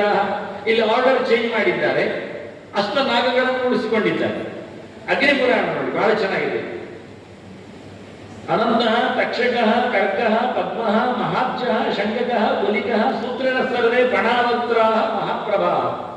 ಇವುಗಳಿಗೆ ಹೆಡೆ ಇದೆ ಅಂತ ಹೇಳಿಗೋಸ್ಕರ ಪಣಾವಕ್ರ ಅಂದರು. ಮತ್ತೆ ಮಹಾಭುಜ ಮಹಾಪ್ರಭಾ ಅಂತ ಹೇಳುವ ಮೂಲಕ ಅವುಗಳು ವಿಶಿಷ್ಟವಾದ ಕಾಂತಿಯಲ್ಲಿ ಇರ್ತಾರೆ, ದೈವಿಕವಾದ ಶಕ್ತಿವಂತವನ್ನು ತಿಳಿಸಿದ್ರು. ಶೇಷವಾಸಗೆ ತಕ್ಷಾಖ್ಯ ಕರ್ಕಟೋಜ್ಜೋ ಮಹಾಭುಜ ಶಂಕಮಾಲಶ್ಚ ಕುಲಿಕ ಇತ್ಯಷ್ಟವು ನಾಗವರ್ಯಕ ನಾಗವರ್ಯ ಅಂತ ಹೇಳುವ ಮೂಲಕ ಶ್ರೇಷ್ಠ ಹಾವುಗಳು 8 ಅಂತ ಮತ್ತೊಮ್ಮೆ ಪ್ರಸಾದ ಕೊಟ್ಟಿವೆ. ಇನ್ನೊಮ್ಮೆ ಕಾಶ್ಯಪ ಸಮಿತಿಯಲ್ಲಿ ಕರ್ಕೋಟಕ ಮಹಾಭಕ್ತ ಶೇಷವಾಸಗೆ ತಕ್ಷಗ ಅಂಬುಜ ಶಂಕಪಾಲಶ್ಚ ಕುಲಿಕೋಷ್ಟವು ಮಹೋರಗ ದೊಡ್ಡ ಹಾವುಗಳು ಅಂತ ಹೇಳುವ ಶಬ್ದ ಹಾಕುವ ಮೂಲಕ ಅಂದ್ರೆ ಯಾವುದೋ ಒಂದು ಗಮನಿಕೆ ಕೊಟ್ಟು ಇವುಗಳಿಗೆ ಅಟೆನ್ಷನ್ ಕೊಡಿ ಅಂತ ಪ್ರಮಾಣ ಕೂಡ ಹೇಳ್ತಾರೆ. ನಾನು ಇಷ್ಟೆಲ್ಲ ಮಾಡುವಾಗ ಹೂಡಿಕೆ ಆಗುವಾಗ ಸಾಮಾನ್ಯವಾಗಿ ಒಂದು ಕಥೆ ಇರ್ತದೆ, ಏನಾದರೂ ಹೊಸದು ಸಿಕ್ಕಿದ್ರೆ ಅದನ್ನು ಗುರುಗಳಿಗೆ ಕೊಡಬೇಕು ಅಂತ. ಹಾಗಾಗಿ ಬನ್ನಂಜಿಯವರ ಹತ್ರ ಒಂದು ಹೊಸದಿದೆ, ಈಗ ಮಾಡುವಂಥದ್ದೆಲ್ಲ ಬಹಳ ತಪ್ಪಿದೆ, 8 ನಾಗಗಳು ನಾನು ಹುಡುಕಿದ್ದೇನೆ, ಒಂದು ಪುಸ್ತಕ ಮಾಡುವ ಆಯ್ತು ಅಂತ. ಸಂಶೋಧನಾ ಸಂಸ್ಥೆಯಲ್ಲಿದ್ದಾಗ ನಾನು ಅದಕ್ಕೊಂದು ಆಶ್ಲೇಷವಲ್ಲಿದ್ದ ಸಣ್ಣ ಪುಸ್ತಕ, ಆಗ ಚಿತ್ರಾವರದವರು ನನಗಿದ್ದದ್ದು ಕೊಡುವಾಗ ಬನ್ನಂಜಿಯವರ ಹತ್ರ ಹೇಳಿದೆ, ನನಗೆ ಮುನ್ನುಡಿ ಕೊಡಬೇಕಲ್ಲ. ಅವರಾಗ ನನ್ನ ಹತ್ರ ಕೇಳಿದೆ, ನೀನು ವರಾಹ ಪುರಾಣದ್ದು ಹಾಕ್ಲಿಕ್ಕೆ ಓದಿಯಾ ಅಂತ. ಇಲ್ಲ ಆಚಾರ ಅಂದ್ರೆ, ಹಾಗಾದ್ರೆ ನಾನು ಕೊಡ್ತೇನೆ ಅಂತ. ಮುನ್ನುಡಿಯಲ್ಲಿ ಬೇಕಲ್ಲ. ಹಾಗೆ ವರಾಹ ಪುರಾಣದಲ್ಲಿ ಇರುವ ಅಷ್ಟನಾಗಗಳ ಬಗ್ಗೆ ಬನ್ನಂಜಿಯವರು ಕೊಟ್ಟಿದ್ದಾರೆ. ಅದಿಲ್ಲಿ ಇದು ಅವರ ಕೊಡುಗೆ, ಕೆಳಗೆ ಇಟ್ಕೊಂಡಿದ್ದೇನೆ ಅವರ ಹೆಸರನ್ನು. ಹಾಗೆ ಅವರು ಸಂಗ್ರಹ ಮಾಡಿಕೊಟ್ಟಿರೋ, ನೀನು ಅದನ್ನು ನೋಡ್ಲಿಲ್ವ ಕೇಳಿದ್ರು, ನೋಡ್ಬೇಕು ಆಚಾರ್ಯ ಹೇಳಿದೆ, ನಾನು ಕೊಡ್ತೇನೆ ಅಂತ ಮುನ್ನುಡಿಯಲ್ಲಿ ಅವರನ್ನು ಹಾಕಿಕೊಂಡು ಹಾಗೆ ಉಳಿಸಿಕೊಂಡಿದ್ದೇನೆ. ಅವರು ಎಲ್ಲಿಂದ ಕೊಟ್ಟದ್ದು ಕೇಳಿದ್ರೆ ಕಂಪ್ಲೀಟ್ ಒಂದು ಹಿಸ್ಟ್ರಿ ಕೊಟ್ಟಿದ್ದಾರೆ. ಇದೊಂದು ವಿಶೇಷ. ಈ ಹಾವುಗಳು ಅದರ ಅಪ್ಪಮಯ ಆಗುವುದು. ಹಾವುಗಳಿಗೆ ತಂದೆ ತಾಯಿಗಳು ಅಂದ್ರೆ ಗಮನಿಕೆ, ಇತಿಹಾಸ, ಹುಟ್ಟಿ ಬಂದ ಕಥೆ, ಎಲ್ಲಿಂದ ಹುಟ್ಟಿದ್ರು ಅಂತ. ಸೃಜತ ಬ್ರಹ್ಮಣ ಸೃಷ್ಟಿ ಮರೀಚಿ ಸೂತಿಕಾರಣ ಪ್ರಥಮ ಮನಸಾಧ್ಯಾತನ ತಸ್ಯ ಪುತ್ರಸ್ತು ಕಾಶ್ಯಪ. ಮೊದಲಿಗೆ ನಾರಾಯಣ, ಅವನಿಂದ ಹುಟ್ಟಿ ಬಂದವ ಬ್ರಹ್ಮದೇವ ನಾಭಿಕಮಲದಲ್ಲಿ, ಅವನಿಗೆ ಹುಟ್ಟಿದವ ಮರೀಚಿ ಋಷಿ ಮನಸ್ಸಿನಲ್ಲಿ. ಆ ಮರೀಚಿ ಪ್ರಜಾಪತಿಗೆ ಮಗ ಕಶ್ಯಪ. ಆ ಕಶ್ಯಪನಿಗೆ ದಕ್ಷನ ಮಗಳು ಕದ್ರಿ ಎನ್ನುವಳು ಹೆಂಡತಿ. ತಸ್ಯ ದಾಕ್ಷಾಯಿಣಿ ಭಾರ್ಯ ಕದ್ರೂರ್ನಾಮ ಶುಚಿಸ್ಮಿತ ಮಾರೀಚ ಜನಯಾಮಾಸ ತಸ್ಯಾಂ ಪುತ್ರಾನ್ ಮಹಾಬಲ. ಕಶ್ಯಪನಿಗೆ ಕದ್ರಿ ಎನ್ನತಕ್ಕಂಥ ಮಡದಿಯಲ್ಲಿ ಅದಿತಿಯಲ್ಲಿ ವಾಮನ ಬಂದಿದ್ದಾನೆ ನಮಗೆ ಗೊತ್ತು, ದ್ವಿತೀಯಲ್ಲಿ ಹಿರಣ್ಯಾಕ್ಷ ಹಿರಣ್ಯಕಶಿಪು ಪ್ರಹ್ಲಾದ ಬಂದಿದ್ದಾರೆ ಗೊತ್ತು. ಹಿರಣ್ಯಾಕ್ಷ ಹಿರಣ್ಯಕಶಿಪು ಅವನ ಮಗ ಪ್ರಹ್ಲಾದ. ಹಾಗೆ ಇನ್ನೊಬ್ಬಳು ದಕ್ಷನ ಮಗಳು ಸತಿ ಇದ್ದಾಳೆ. ಅವಳು ಶಿವನನ್ನು ಪ್ರೀತಿಸಿಕೊಂಡವಳು, ಕೊನೆಗೆ ದಕ್ಷನಿಂದಲೇ ಹೆಚ್ಚು ಕಡಿಮೆಯಾಗಿ ಸತಿ ತನ್ನ ಪ್ರಾಣವನ್ನು ಬಿಟ್ಟವಳು, ಮತ್ತೆ ಪಾರ್ವತಿಯಾಗಿ ಹುಟ್ಟಿದಳು. ಇದು ಕಥೆ. ದಕ್ಷನ ಮಗಳಂದಿರ ಕಥೆಯಲ್ಲಿ ಇನ್ನೊಬ್ಬಳು ಹುಡುಗಿ ಕದ್ರು ಅಂತ, ಅವಳು ಕಶ್ಯಪನ ಹೆಂಡತಿಯೇ. ಅವನಲ್ಲಿ ಹುಟ್ಟಿದವರು ಹಾವುಗಳು. ಅನಂತಂ ವಾಸುಕಿಂಚೈವ ಕಂಬಳಂಚ ಮಹಾಬಲಂ ಕಾರ್ಕೋಟಗಂಚ ರಾಜೇಂದ್ರ ಪದ್ಮಂಚ ಅನ್ಯಂ ಸರಿಸೃಪಂ ಮಹಾಪದ್ಮಪತಾಶಂಕಂ ಕುಲಿಕಂಚ ಅಪರಾಚಿತಂ. ಅಷ್ಟಕುಲ ರಾಗಗಳು ಇಲ್ಲಿ. ಇದು ಯಾವುದಕ್ಕೂ ಸೋಲುವುದಿಲ್ಲ. ದೈವಿ ಶಕ್ತಿ ಹೇಳಿಕೋಸ್ಕರ ಅಪರಾಜಿತ ಶಬ್ದವನ್ನು ಹಾಕಿದ್ದಾರೆ. ಏತೆ ಕಾಶ್ಯಪ ದಾಯಾದ, ಇವರು ಕಶ್ಯಪನ ಮಕ್ಕಳು, ಶ್ರೇಷ್ಠರಾದವರು, ಪ್ರಧಾನ ಪರಿಕೀರ್ತಿದ್ದಾರೆ. ಉಳಿದವರಿಗೆ ಪ್ರಾಧಾನ್ಯ ಶಬ್ದವನ್ನು ಹಾಕುವುದಿಲ್ಲ. ಅಂದ್ರೆ ಮುಖ್ಯ ಅಂತ ಹೇಳಲಿಕ್ಕೆ 8 ಮುಖ್ಯಗಳು ಹೇಳಲಿಕ್ಕೆ ಇದು ಒಂದು ಗಮನಕ್ಕೆ ವರಾಹ ಪುರಾಣ. ಅದರಲ್ಲಿ ಇದು ಬನ್ನಂಜಿಯವರು ಕೊಟ್ಟ ಕೊಡುಗೆ. ಅದಕ್ಕೆ ನನ್ನ ಕಲೆಕ್ಷನ್ ಅಂತ ಹೇಳಿ ಸಂಖ್ಯೆ ಹಾಕಲಿಲ್ಲ. ಇದು ಮಹಾಭಾರತದ ಆದಿಪರ್ವದಲ್ಲಿ ಬಂದದ್ದು. ಆಗ್ಲೇ ಹೇಳಿಕೊಂಡೆ ಮಹಾಭಾರತ ಹೆಚ್ಚು ಕೊಟ್ಟಿದೆ ಅಂತ. ಮೊದಲ ಪರ್ವದಲ್ಲಿ ಹೆಸರು ಬಂದಿದೆ ಶೇಷ ಪ್ರಥಮತೋ ಜಾತಃ. ಮೊದಲಿಗೆ ಬಂದದ್ದು ಯಾರಿಗೆ ಹೇಳಿದ್ರೆ ಶೇಷ ಅಂತ ಹೇಳಿ, ಅದನ್ನು ಅವನಿಗೆ ಸೀನಿಯಾರಿಟಿ. ವಾಸುಕಿ ತದನಂತರ ನೆಕ್ಸ್ಟ್ ಯಾರು ಬಂದದ್ದು ಹೇಳಿದ್ರೆ ವಾಸುಕಿ. ಹೀಗೆ ಹುಟ್ಟಿದ ಕ್ರಮವನ್ನು ಉಲ್ಲೇಖ ಮಾಡಿದ ಒಂದು ಅದ್ಭುತವಾದ ಪ್ರಮಾಣ ಅಂದ್ರೆ ಮಹಾಭಾರತ. ಐರಾವತ ತಕ್ಷಗಚ್ಚ ಕರ್ಕೋಟಕ ಧನಂಜಯ ವೃತ್ತ ಸಂವರ್ತಕ ಉನಾಗೋ ದೂಚ ಪದ್ಮವಿ ವಿಶ್ವದವು ಆಪ್ತ ಕೋಟರ ಕಷ್ಟೈವ ಶಂಕೋವಾಲಿ ಶಿಖಸ್ತದ ಕೂರ್ಮಷ್ಟಕುಲಿ ಕಷ್ಟೈವ ಕಾದ್ರವೇಯ ಪ್ರಕೀರ್ತಿತ. ಕದ್ರವಿನ ಮಕ್ಕಳಾದ್ರಿಂದ ಕಾದ್ರವೇಯರು ಅಂತ ಹೆಸರು, ಕಶ್ಯಪನ ಮಕ್ಕಳಾದ್ರಿಂದ ಕಾಶ್ಯಪರು ಅಂತ ಹೆಸರು. ಇವರು ಸುಮಾರು ಜನ ಇರುವುದು ಗೊತ್ತಾಯ್ತು ನಿಮಗೆ. ಅದರಲ್ಲಿ ಪ್ರಧಾನರು 8 ಅಂತ ಮೊದಲೇ ಹೇಳಿಕೊಂಡದ್ರಿಂದ ಅದಕ್ಕೆ ಕಲರ್ ಚೇಂಜ್ ಮಾಡಿ ಹಾಕಿದ್ದೇನೆ. ಶೇಷ, ವಾಸುಕಿ, ತಕ್ಷಕ, ಕರ್ಕೋಟಕ, 2 ಪದ್ಮ, ಶಂಕ, ಕುಲಿಕ ಅಂತ 8 ಜನ ಎಲ್ಲಿದ್ದಾರೆ ಅಂತ ಗಮನಿಸಲಿಕ್ಕೋಸ್ಕರ ಮಹಾಭಾರತದಲ್ಲಿ ಉಳಿದವರು ಬೇಕು ನನಗೆ. ಅದು ಮುಂದಕ್ಕೆ ಇರಲಿ ಹೇಳಿಕೊಂಡು ಇಟ್ಟುಕೊಂಡಿದ್ದೇನೆ. ಉಳಿದವರಲ್ಲಿ ಇದ್ದಾರಲ್ಲ ಎಂತ ಮಾಡ್ತೀರಿ ಅಂತ ಅವರೆಲ್ಲ ಪರಿವಾರಕ್ಕೆ ನನಗೆ ಬೇಕು. ಯಾರೋ ಕೊನೆಗೆ ಸಂದೇಶ ಕೊಟ್ಟರು, ಏನ್ ಕೇಳಿದ್ರೆ ಅದು 8 ಸಮ ನೀವು 8 ಒಂದು 50 ಕಡೆ ಇಟ್ಟು ಮಾಡಿದ್ದೀರಿ, ಅದಕ್ಕೆ ಪೂಜೆ ಮಾಡುವ, ಮತ್ತೆ ಉಳಿದವರು ಯಾಕೆ ಅಂತ ನನಗೆ ಆಶ್ಚರ್ಯ ಆಯ್ತು. ಮತ್ತೆ ಅವರೊಟ್ಟಿಗೆ ಬಂದವರನ್ನು ಬಿಡುದು ಯಾಕೆ ಕೇಳಿದ್ರಿ, ಮತ್ತೆ ಪರಿವಾರದವರು ಬೇಡ. ಅದು ಪರಿವಾರ ನಾವು ಬೇರೆಯವರನ್ನು ಸಿಕ್ಕಿಸುವ, ಈಗೆಲ್ಲ ಊರಲ್ಲಿ ಉಂಟಲ್ಲ ಅದನ್ನೆಲ್ಲ ಹಾಕುವ, ಒಳ್ಳೆಯ ಮತ್ತೊಂದು ಕೇರೆ ಎಲ್ಲ, ಅದನ್ನ ಆಶ್ಚರ್ಯ ಆಗುದಿಲ್ಲ. ಒಟ್ಟಿಗಿದ್ದವರನ್ನು ಬಿಡಬೇಕಂತೆ, ಬೇಡದಿದ್ದವರು ಸೇರಿಸಿಕೊಂಡ ಪರ್ಕಟ ಎಲ್ಲ ಸೇರಿಸಬೇಕು. ನನಗೆ ಅರ್ಥ ಆಗಲಿಲ್ಲ ಅಂತ ಹೇಳಿದೆ. ಮಹಾಭಾರತದ ಒಟ್ಟಿಗೆ ಹೇಳ್ತಾ ಇವರನ್ನು ಬಿಡ್ಲಿಕ್ಕೆ ಆಗ್ತದೆ. ಪರಿವಾರದಲ್ಲಿ ಕೃಷ್ಣನೊಟ್ಟಿಗೆ ಬಂದಾಗ ಬಲರಾಮ ಬಂದ ಪೂಜೆ ಮಾಡುವ, ಅವರೊಟ್ಟಿಗೆ ಶ್ರೀರಾಮ ವಸುಧಾಮ ಎಲ್ಲ ಬಂದಿದ್ದರೆ ಅವರು ಬೇಡ, ನಾವು ಬೇರೆ ನಮ್ಮ ಹುಡುಗರನ್ನು ಕರೆಯುವಂತ ಆಗ್ತದ. ಆಗ ಬಂದವರು ಬಿಡ್ಲಿಕ್ಕೆ ಆಗ್ತದೆ. ಅದನ್ನ ಇವರೊಟ್ಟಿಗೆ ಬಂದವರು ಪರಿವಾರದಲ್ಲಿ ಇದ್ದಾರೆ. ಅದು ಯಾಕೆ ಉತ್ತರವನ್ನು ಮತ್ತೆ ಹೇಳುತ್ತೆ. ಈಗ 8ರ ಜೊತೆಯಲ್ಲಿ ಉಳಿದವರ ಗಂಟನ್ನು ನಾವು ನೋಡಿಕೊಳ್ಳೋಣ. ಪದ್ಮ ಸಂಹಿತೆಯಲ್ಲಿ ಒಂದು ಮಾತು ಬರ್ತದೆ. ಇವೆಲ್ಲ ಶಿವನನ್ನು ಮತ್ತು ಗರುಡನನ್ನು ಮಾತಾಡಿಸಬೇಕು ನಾವು. ಶಿವನ ಮೈಯಲ್ಲೆಲ್ಲ ಹಾವು ಉಂಟಲ್ಲ, ಎಷ್ಟುಂಟು ಅದು ಯಾರಿಗೊತ್ತು. ಚಿತ್ರಕಾರ ಎಷ್ಟು ಮಾಡಿದರೆ ಅಷ್ಟೇ ಇರ್ತದೆ. ಅಲ್ಲ ಕೆಲವು ಹರಿದು ಹೋದ್ರಿಂದ ಮಾಡುದು, ಮತ್ತೆ ತರದ ಗಂಟ ಹಾಕುದು, ಅದಕ್ಕೆ ಲೆಕ್ಕ ಉಂಟು. ಶಿವ ಎಲ್ಲಿ ಎಲ್ಲಿ ಹಾವುಗಳನ್ನು ಹೊತ್ತಿದ್ದಾನೆ, ಎಷ್ಟು ಹೊತ್ತಿದ್ದಾನೆ, ಅವರ ಹೆಸರೇನು, ಅದೆಲ್ಲ ಲೆಕ್ಕ ನೋಡಿ. ಯಾರು ನೋಡ್ಲಿಲ್ಲ ಇವತ್ತಿನವರಿಗೆ. ಶಿವ ಹೊತ್ತುಕೊಂಡ ಅವನ ನಾಗಾಭರಣ ಅಂತ ಎಲ್ಲರಿಗೂ ಗೊತ್ತು. ಅವನ ಆಭರಣಗಳ ನಾಗಗಳು ಯಾರು ಅಂತ ಯಾರು ಹೆಸರು ಹಾಕಿದ್ದಾರ, ಎಲ್ಲಿ ಅದು ತಂದು ಯಾರಾದ್ರೂ ಯಾವ್ದಾದ್ರು ಏನ್ಷಿಯನ್ ಎಲ್ಲಿಯಾದ್ರೂ ಗಮನಿಸಿದ್ರೆ, ಆರ್ಟಿಸ್ಟ್ ಆಗಲಿ ಅಥವಾ ಶಿಲ್ಪ ಆಗಲಿ ಅಥವಾ ಯಾವುದೋ ಒಂದು ಬುಕ್ಕಿನಲ್ಲಿ ಆಗಲಿ, ಶಿವನ ಕಿವಿಯಲ್ಲಿರತಕ್ಕ ಹಾವು ಇದು, ಕುತ್ತಿಗೆಯಲ್ಲಿದು, ತಲೆಯಲ್ಲಿದು, ಸೊಂಟದಲ್ಲಿದು ಒಂದು ಯಾವುದಾದ್ರು ಹೆಸರು ಕೊಟ್ಟಿದ್ರೆ ಹೇಳಿ. ಪ್ರಮಾಣವೂ ಯಾರೊಟ್ಟು ಮಾಡಲಿಲ್ಲ, ಕೇಳಲಿಕ್ಕೆ ಹೋಗಲಿಲ್ಲ. ಶಿವನಲ್ಲಿ ಹಾವು ಉಂಟು ಇಷ್ಟೇ, ಒಂದಿಷ್ಟು ಹಾವು ಮಾಡಿಕೊಂಡಿದ್ದ, ಹಾಕೊಂಡು ಯಾಕೆ ಹಾವು ಹಾಕೊಳ್ತಾನಲ್ಲ ಅದು ಯಾರು ಕೇಳೋದಿಲ್ಲ. ವಿಷ ಕುಡಿದದ್ದೇನು ಹೇಳ್ಬಾರ್ದು ಅಂತ 2ನೇ ಲೆಕ್ಕಾಚಾರದಲ್ಲಿ. ನಾವು ಯಾಕೆ ಹಾಕೊಳ್ಬೇಕಲ್ಲ ವಿಷ ಕುಡಿದವ. ನಿಜವಾಗಿ ನೆಲದಡಿಗೆ ಹೊತ್ತ ಯಾವ ಶೇಷ ಇದ್ದಾನೆ ಅವನು ಹಿಂದೆ ಯಾರು ಗೊತ್ತುಂಟ, ಅವ ಶಿವ. ಅದೇ ವಿಶೇಷ. ಅವನ ಸೆಕೆಂಡ್ ರೋಡ್. ಇವತ್ತು ನಮ್ಮ ಉಸಿರಿನ ದೇವತೆ ಪ್ರಾಣ ಯಾರಿದ್ದಾರೆ, ವಾಯುದೇವ, ಅವನ ನೆಕ್ಸ್ಟ್ ಬ್ರಹ್ಮನಾಗ್ತಾನೆ, ಬ್ರಹ್ಮಾಂಡದ ಅರಸನಾಗ್ತಾನೆ. ಈಗ ಯಾರು ಬ್ರಹ್ಮನಿದ್ದಾನೆ ಬ್ರಹ್ಮದೇವ, ಅವನ ಹಿಂದಿನ ಅವನ ರೋಲು ದೇವರ ಸೇವೆ, ಪ್ರಾಣ. ಇವರಿಬ್ಬರಿಗೆ ಮಾತ್ರ 2 ಚಾನ್ಸ್. ವಾಯುವೇ ಬ್ರಹ್ಮನಾಗ್ತಾನೆ. ಬ್ರಹ್ಮ ಭವಿಷ್ಯ ಕವಿತೆ ಪ್ರಸಾದ ಅಂತ ರಾಮಾಯಣದಲ್ಲಿನ ಮಾತು, ವಾಲ್ಮೀಕಿಯ ವಸಿಷ್ಠದೇವ ಮಾತು. ರಾಮನ ಹತ್ರ ಹೇಳು, ಇವ ಹನುಮಂತನಿಂದ ಸೇವೆ ಮಾಡಿದಾನಲ್ಲ ಅವನು ಮುಂದಕ್ಕೆ ಹನುಮಂತ ಯಾರು ನಮಗೆ ಗೊತ್ತುಂಟು, ಅವನು ವಾಯುಪುತ್ರ ಅಂತ, ವಾಯುದೇವನೇ ಅವನು. ಈ ವಾಯುದೇವ ಪ್ರಾಣದೇವ ಮುಂದಕ್ಕೆ ಬ್ರಹ್ಮನಾಗ್ತಾನೆ ನಿನ್ನ ಅನುಗ್ರಹದಿಂದ. ಇನ್ನು ಮತ್ತೆ ಮಾಧುರ ಹೇಳಿದ್ದು ಗಲಾಟೆ ಮಾಡಬೇಡಿ ಹೇಳಿ ನಾರಾಯಣ ಪ್ರಮಾಣ ಹೇಳಿ. ಅದರಂತೆ ಇವತ್ತು ಯಾವ ಶಿವ ಇದ್ದಾನೆ, ನಂಜುಂಡೇಶ್ವರ ಇದ್ದಾನೆ, ಸ್ವಾಮಿ ಪಾರ್ವತಿ ರಮಣ, ಅವ ಮುಂದಿನ ಹಂತದಲ್ಲಿ ಈ ಬ್ರಹ್ಮನ ಅವಧಿ ಮುಗಿದ ನಂತರ ನೆಕ್ಸ್ಟ್ ಅವಧಿಯಲ್ಲಿ ಅವ ಭಗವಂತನ ಹಾಸಿಗೆಯಾಗಿ ಶೇಷನಾಗಿ ನೆಲ ಹೊತ್ತುಕೊಳ್ಳುವ ಸಂಕರ್ಷಣ ಶಕ್ತಿಯಾಗಿ ಮೇಲಿದ್ದಾನೆ.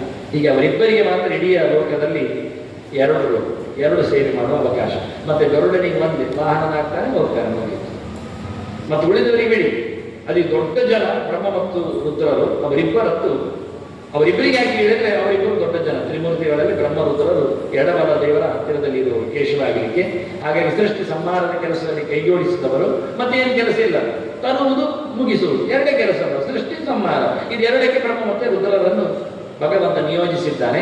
ಹಾಗಾಗಿ ಅವರಿಬ್ಬರಿಗೆ ಎರಡು ರೋಲ್ ಕೊಟ್ಟಿದ್ದಾನೆ. ಮೊದಲು ಪ್ರಾಣನಾಗಲಿಕ್ಕೆ, ಮತ್ತೆ ಮೊದಲು ಶಿವನೇ ಶೇಷನಾಗಲಿ. ನೆಕ್ಸ್ಟ್ ಶಿವನಿಗೆ ಬಡ್ತಿ, ಇವನಿಗೆ ಹಿಂಬದಿ.